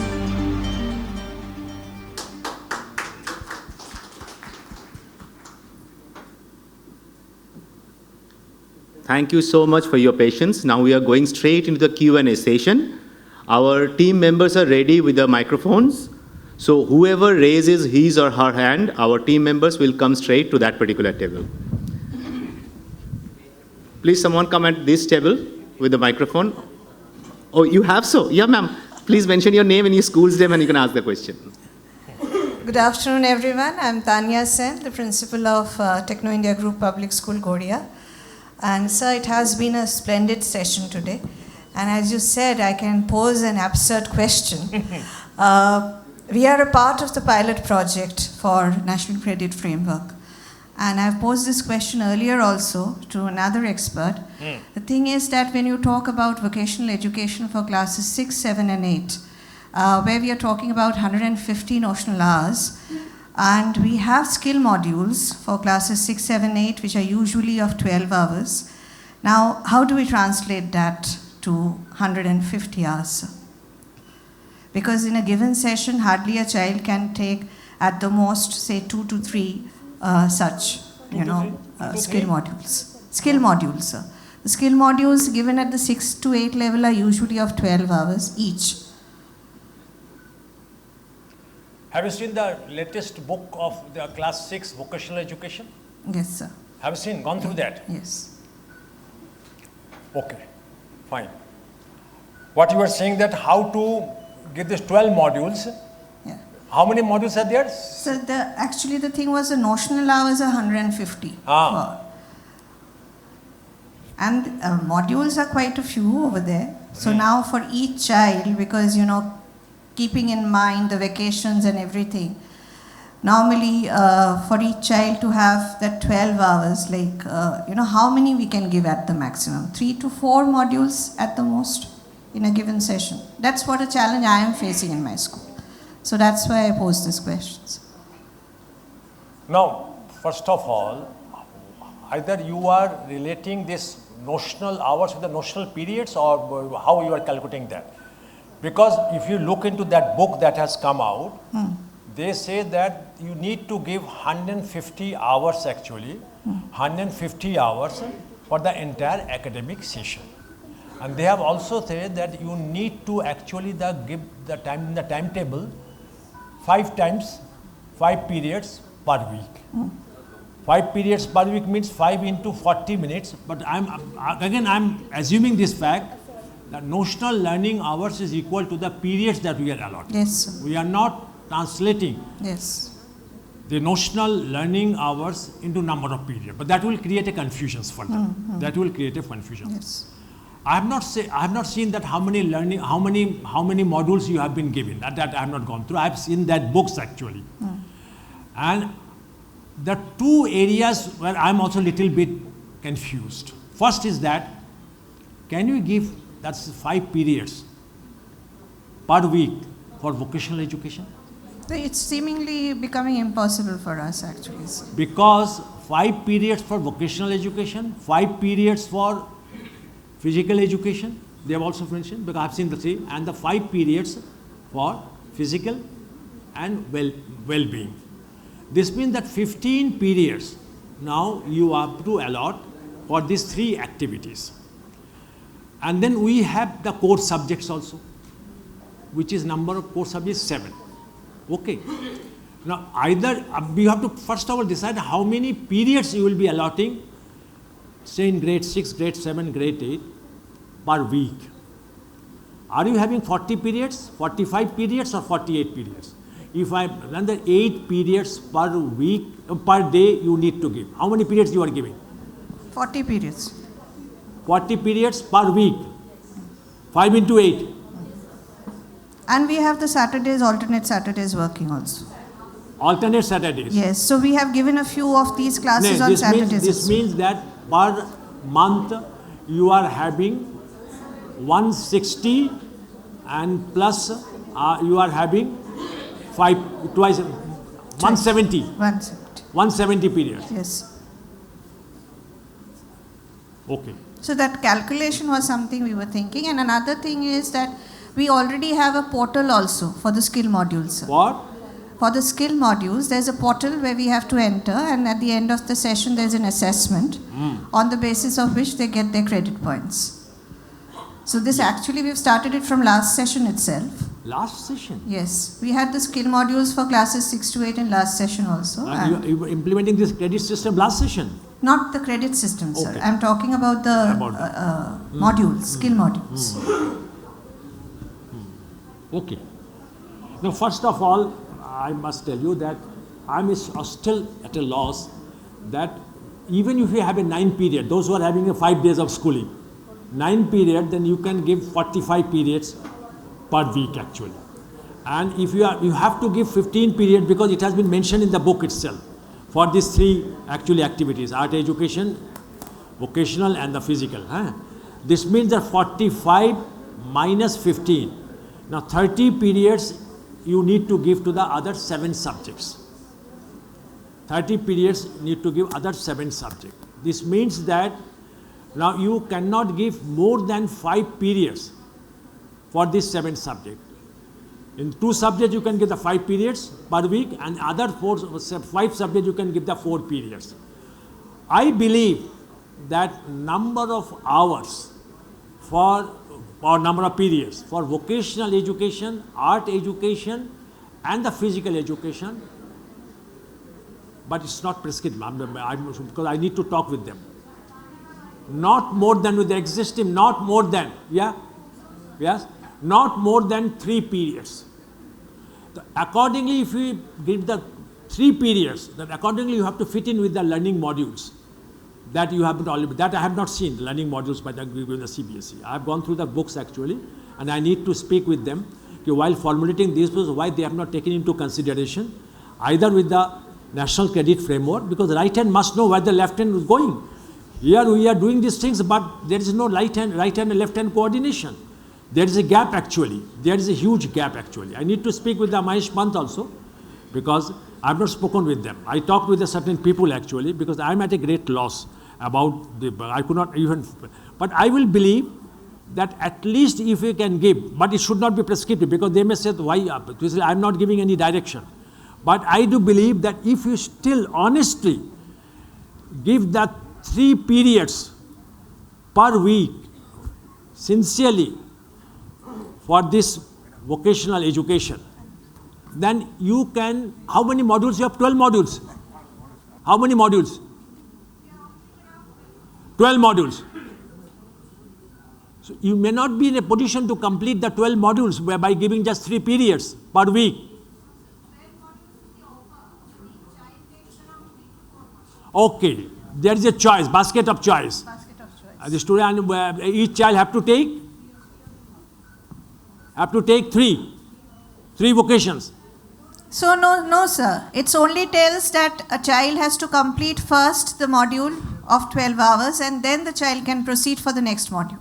Has it been distributed with the 3 forms of work, or it has come out earlier, before the NCF comes? No, this came earlier, sir, before the NCRF. Yeah. That's why this coordination is not there. And I think we think to rethink and link with that. Bishwajit Shah ने निकाला कि this order we should by Bishwajit Shah. Yes, sir. No answers actually. I could not satisfy you because there is something I think need to. Yes, any further questions? You answer it. Yes, take the bug.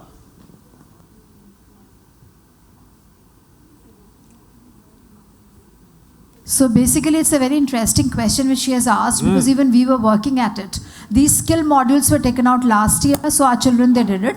It's optional. You want to take a 1 module, 2 modules, 3 modules. You want to do one this term, that term, and then of course, after the assessment, you get those credits. That is one part of it.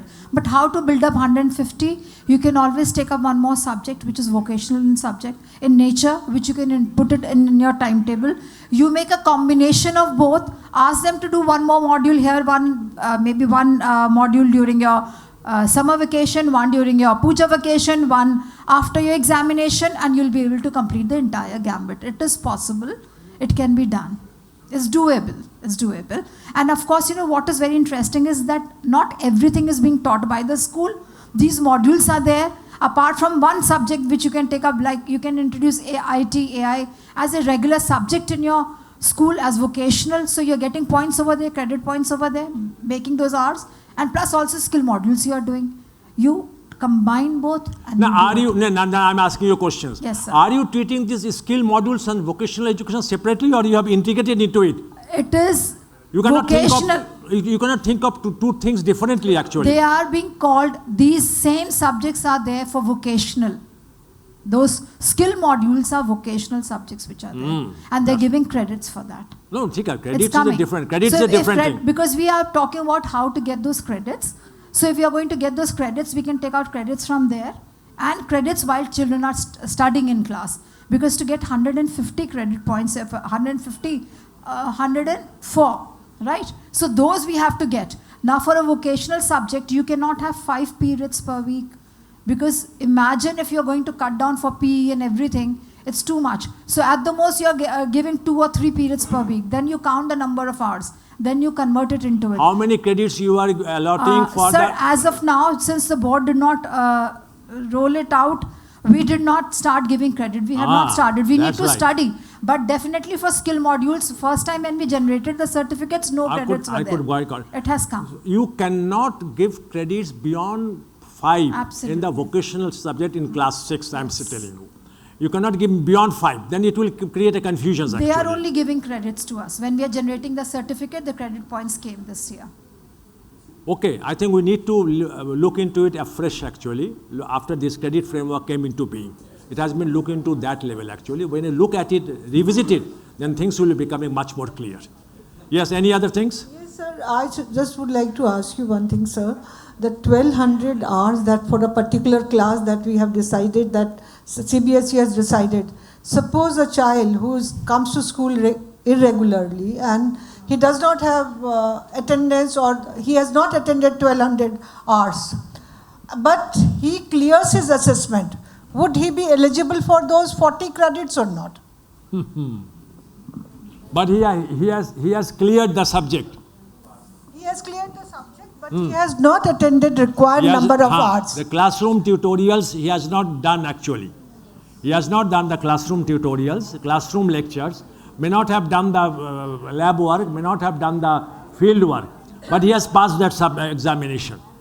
So, whether learning, he will earn the credit because he has passed that, but the learning hours should mention it less than that or all that, yeah. Now, there is a debate now, whether we need to both the things, learning hours and credit, or only the credit. Okay. It is still at a very, very primitive stage, actually. That's, you have right, good questions, actually. He may have done only 100 hours of learning and got the full credit because he has passed that subject. So, of course, if you undergraduate, you will get the 7 credits. But about the learning hours, should he mention less on that? But one thing is very clear. If he has earned 7 credits, and if the learning hours is being mentioned, that 150 hours, so here is a confusion. Here is a difficulty. So I think it is still thing that whether we should mention both the learning hours as well as the credit, or we mention only the credits and not mention the learning hours. Okay. I think that's a good thing, and it will come out with this. Yeah.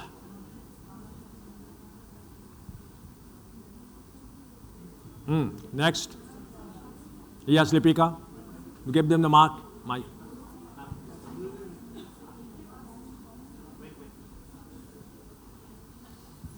Thank you, sir, for the beautiful session.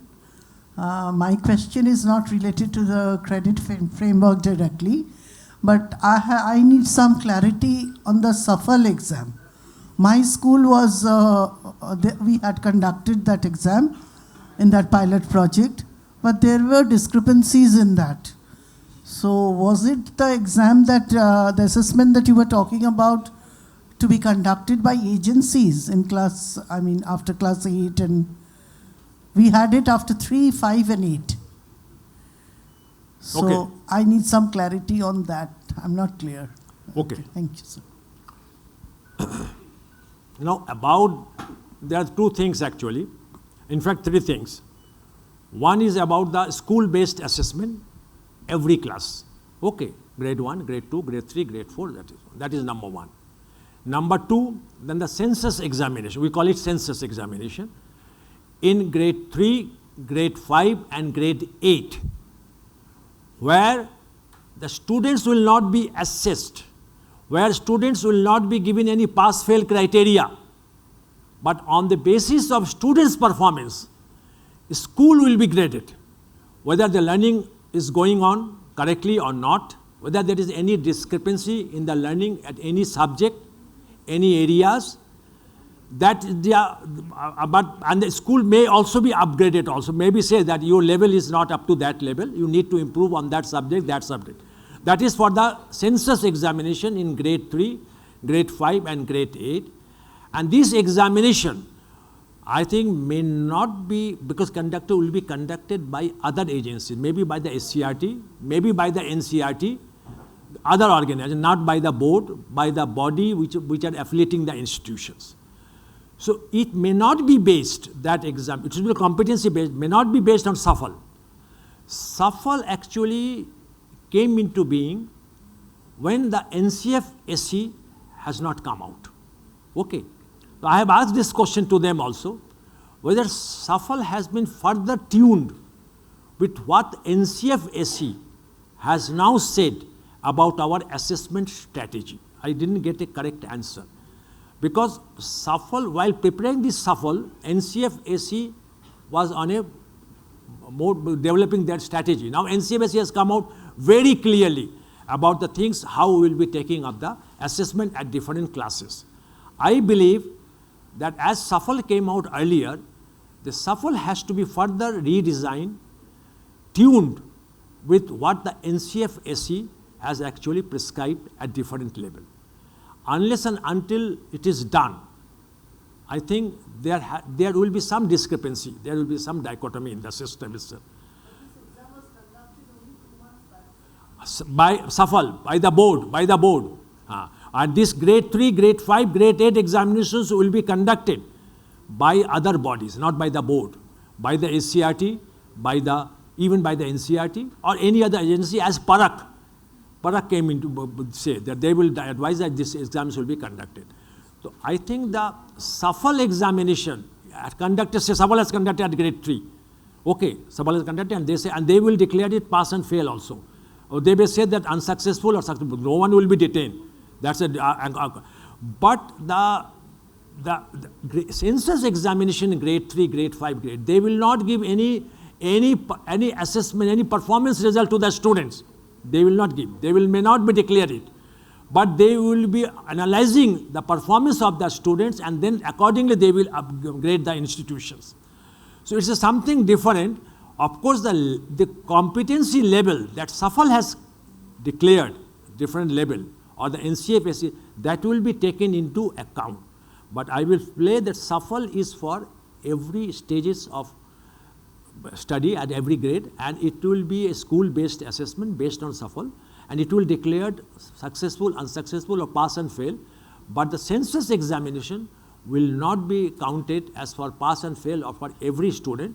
It's a different thing, and they will upgrade the institution whether their learning hours is going smoothly or not. I think we need not confuse about that.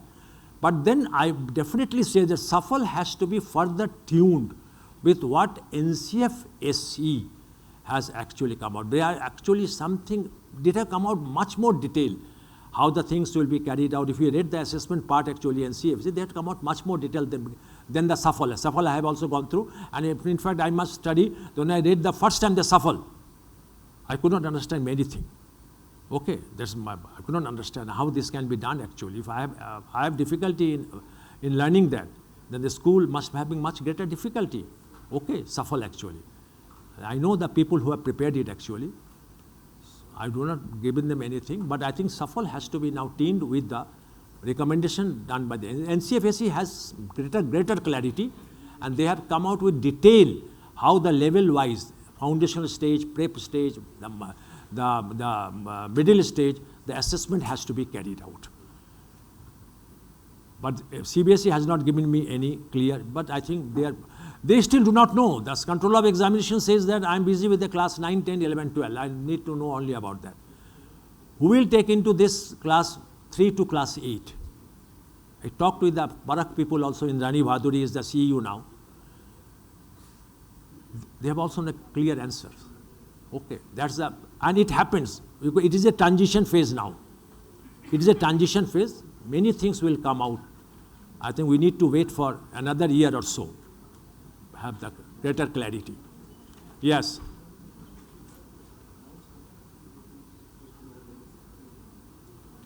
Yes.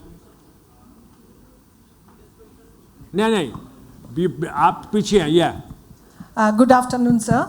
Thank you for such an enriching session. Sir, my question is from the first session of your discussion, where we have come to know about the 5E model classroom.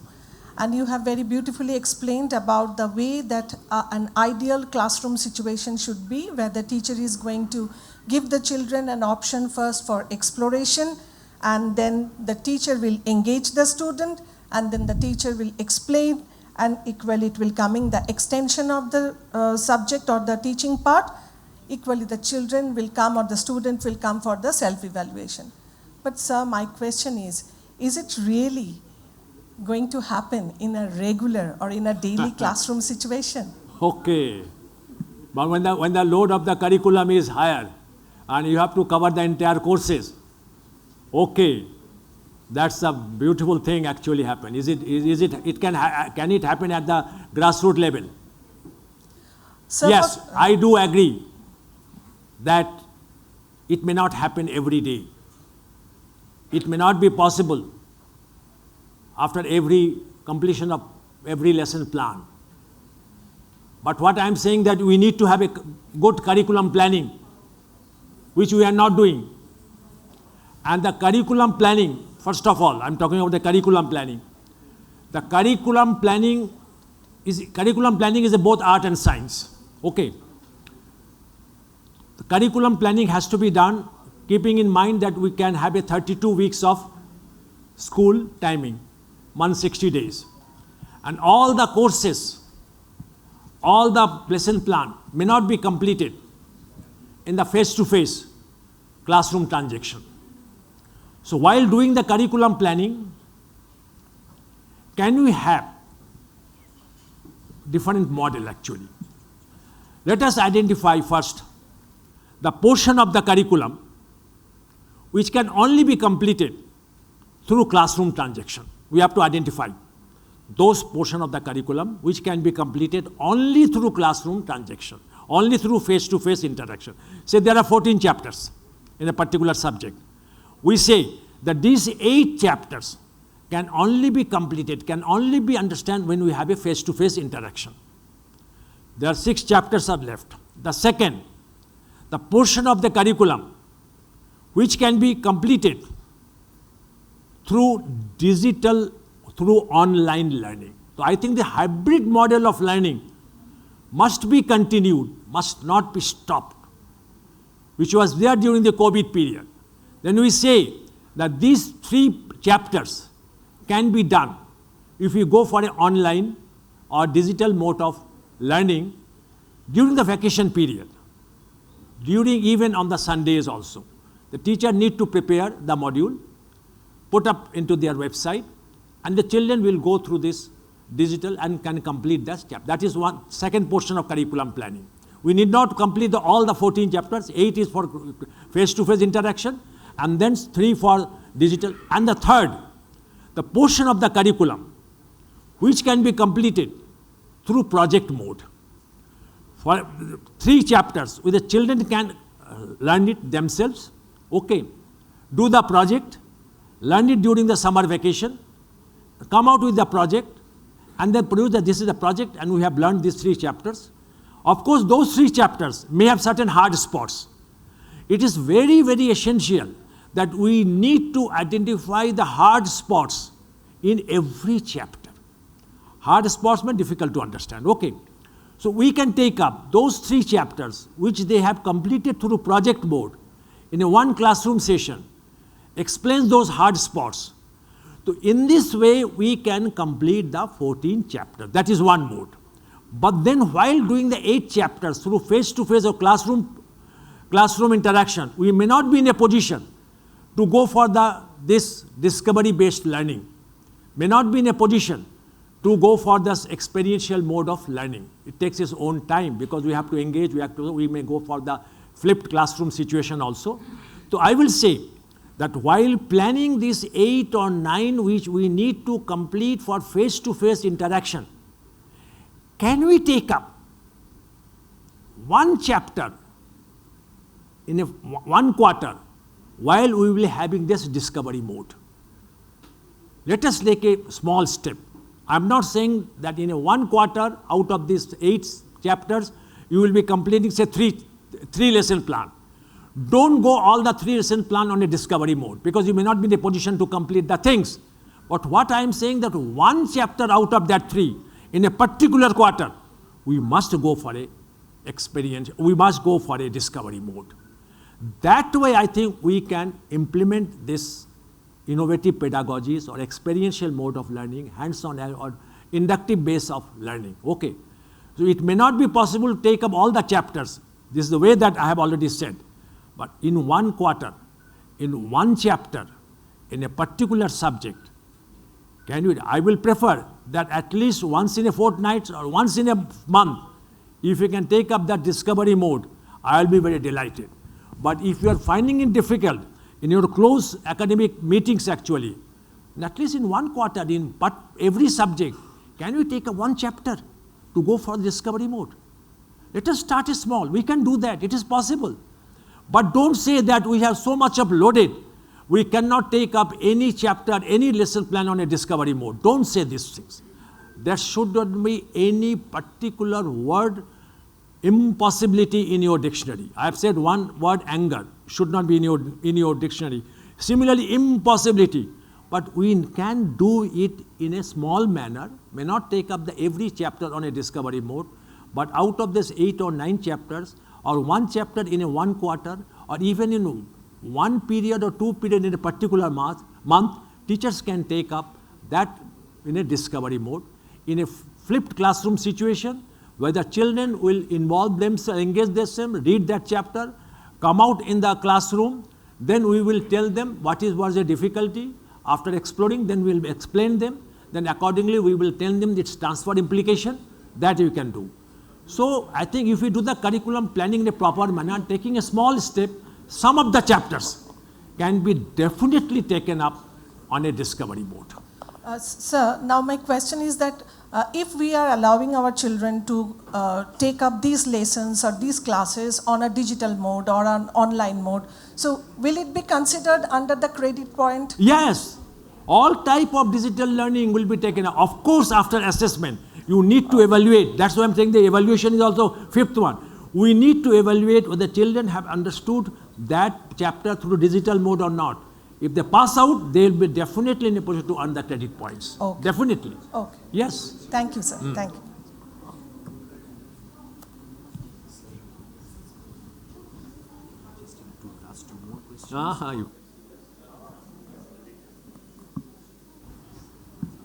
I'm at their disposal because I have nothing to what. They have many things to do. So we are going to welcome last 2 questions because already the time has passed by. Please ask your question now. Good afternoon, sir. We are very thankful for the enriching session which you provided us today. So my question is regarding the scheme of studies for class 11. Why? Because we are going to start our admissions. So my query is that for the 4 subjects which we have to select from group 2, 3 and 4, it has to be selected from at least 2 of these groups. So what I understand from here is that a student who is taking physics, chemistry, biology cannot take maths because they are coming in the group 4 if he takes all 4, it is from group 4. But as per what is given in the scheme, that at least 2 groups have to be chosen. So I have this confusion, sir. Could you please clarify this? Why you are forcing the student to take Sir, physics, we are not chemistry, forcing. biology and I mathematics? understand. No, I'm saying why you for physics, chemistry, biology and mathematics? I could not take up this 4 subject when I was then in class 11 and 12. No, no, sir, that is not a problem. But I want to get clarity. But I will definitely prefer that students may be allowed to take physics, chemistry, mathematics with music. Yes, I was definitely, interested. sir. I was interested to take that subject, Yes, but yes. I was not allowed to take that. Yes, But we then- also want but that, sir. today we can allow. Now, why the mathematics has been put in a different group? Yes, Why sir. not in that group? Yes, sir. So now a student can take up physics, chemistry, mathematics, with biology. But I'm not happy with that because there is so much of pressure on the young minds. You will because that's not what believe. meant. Parents क्या कहता है? Parents says that you are so that you cannot qualify NEET. Okay, fine, but you can qualify in JEE. You are such a hopeless person. Yes, exactly. Same boy are forcing them to go for NEET preparation, to go for JEE preparation, to go for one coaching camp, another coaching camp. Have you interacted with the young generation? I have interacted with the 2,000 students in Delhi in City Fort Auditorium. They have said that you people cannot imagine the amount of stress we are going through this level. So, but what you have said, because the mathematics has been put into a different group, I would not have preferred that. So now a student can take up, as per your question, can take up physics, chemistry, biology with mathematics and can appear in both this. So they have, if you look into the NCF, they have given out the various options. That is why, now I'm saying, that is why 7 subject has been allowed. Otherwise, 7 subject would have been allowed. If a student won the 7 subject, yes, they will take out all then the 4. they can take. Okay, thank you, sir. 7 subject still allows kiya gaya, that's why. Otherwise, they would have restricted up to 6 subjects. Well, so sir, can we welcome the last question? The last question of the session, if anyone wants to ask anything. No, there is no question now. Okay. No, you have already asked. You have already asked one question, ma'am. Okay. Since nobody is raising a hand, you can ask a question. The last question of the session. Sir, this subject choice, since the new system has come in, there was a circular earlier, like they said, any subject can be taken with any other subject. Like a child taking up psychology can take mathematics, physics, chemistry, like that. So do we do away with that? That is no more in existence. Which one? That because now we have to choose from the groups, like one from each group that you have given the chart. So there we have to go by that group subject only. But what I am saying to you, now a student can take up physics, chemistry, mathematics with music also. Yes. With philosophy also, with psychology also, that is there. And now the students will not be said that you are in the science stream, you are in the humanities, Yes. you are not. That has also been now gone. So There no are stream will be mentioned. absolute choices, but I would have preferred a more absolute choice. Why can't a student can take up, say, physics, economics, Yes. business studies, and then another subject. That choice which was thought of earlier will be absolute, but it has now been restricted through national curriculum framework. Yes, sir. They have been given certain, because not an absolute choice has been given. I would have preferred an absolute choice. Of course, those who would like to appear in the competitive examination, then as per the AICTE norms, as per the JEE norms, if a student can appear only in the engineering examination if they have taken physics with mathematics. There is no point in giving an option of physics, chemistry and mathematics. Chemistry has no relations Yes, with yes. the engineering, because I was a student of SC Physics. I know the but that absolute choice has now been restricted, now been limited. But one can take. I was not allowed to take physics, chemistry, mathematics with music at that point of time. No, you cannot take that. But now a student can Yes, take. I'm giving commercial art with that. They can take that. But that's where 7 subject combination has been allowed. Thank you, sir. Thank you so much, ma'am. By this, we end up our question and answer session. And before I call up on stage Sir Naveen Joshi, our director, for vote of thanks. I'd like to tell you the last thing. You all know that you are the core essence and the energy based on which we get encouraged to build up our new products. So in that case, I would like to request you that we are going to send a Google form link in your registered mobile number. If you can just manage some time and share us your feedback, definitely that will give us the new avenue for our further journey. Thank you so much for enriching the session, for making it a grand section. I'd like to request Sir Naveen Joshi to come up for the vote of thanks. Thank you. Thank you, Saket. Respected Sri Ashok Ganguly ji, respected principals, educators, ladies and gentlemen. I would take this opportunity to thank you all for taking a precious time of your busy schedule to attend this seminar on high-impact school leadership in an era of NEP NCF 2023 being organized by us on behalf of Viva Group. On this occasion, we wish to express our sincerest gratitude to Sri Ashok Ganguly ji for taking out time from his busy schedule to deliver this important presentation after traveling from Lucknow. UP government, especially Chief Minister UP, given him responsibility for implementation of NEP NCF in UP board education system. As you know, the UP board is one of the biggest education board in the country strength-wise. At present, he is busy in UP to develop the school education system. When we told him that we want to organize a seminar for school heads at Kolkata, he was very happy as he always appreciates the best education culture at Kolkata schools. At Viva, we have been organizing webinars and seminars at frequent intervals to familiarize educators and learning facilitators with key areas of NEP and NCF. It goes without saying that the role of an eminent educationist like Sri Ganguly ji is pivotal to our endeavor.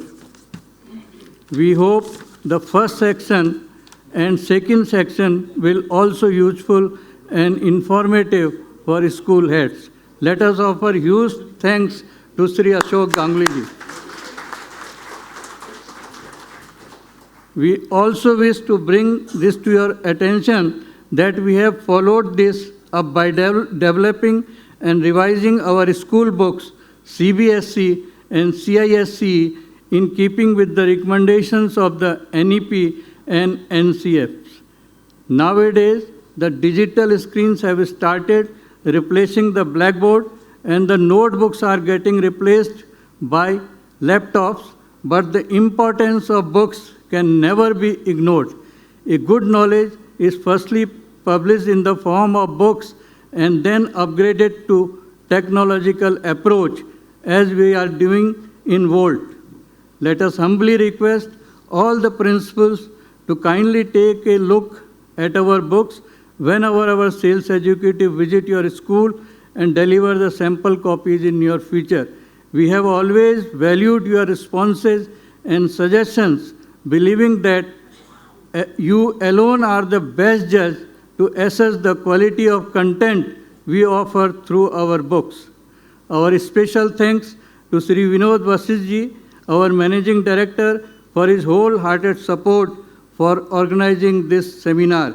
Special thanks to Mr. Sujit De, Director, Mr. Jay Kumar, Director, Mr. Dev Jyoti Roy, Vice President Sales East, Mr. Saket Nag, and all the sales staff of Kolkata branch. By their effort, this program is very successful. Thanks to Hotel Park staff. Let me conclude by thanking you all once again for being here. Your presence has been heartening, morale boosting, and encouraging beyond any measure. At last, I offer my respect to you all by this slok.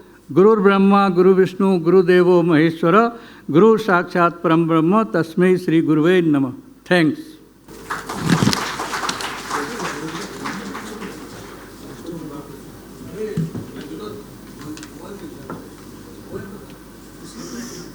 Okay, so by this we end up our session. So please, principals, esteemed guests, just outside the lunch is waiting for you. Please go and enjoy the session of lunch. Thank you so much.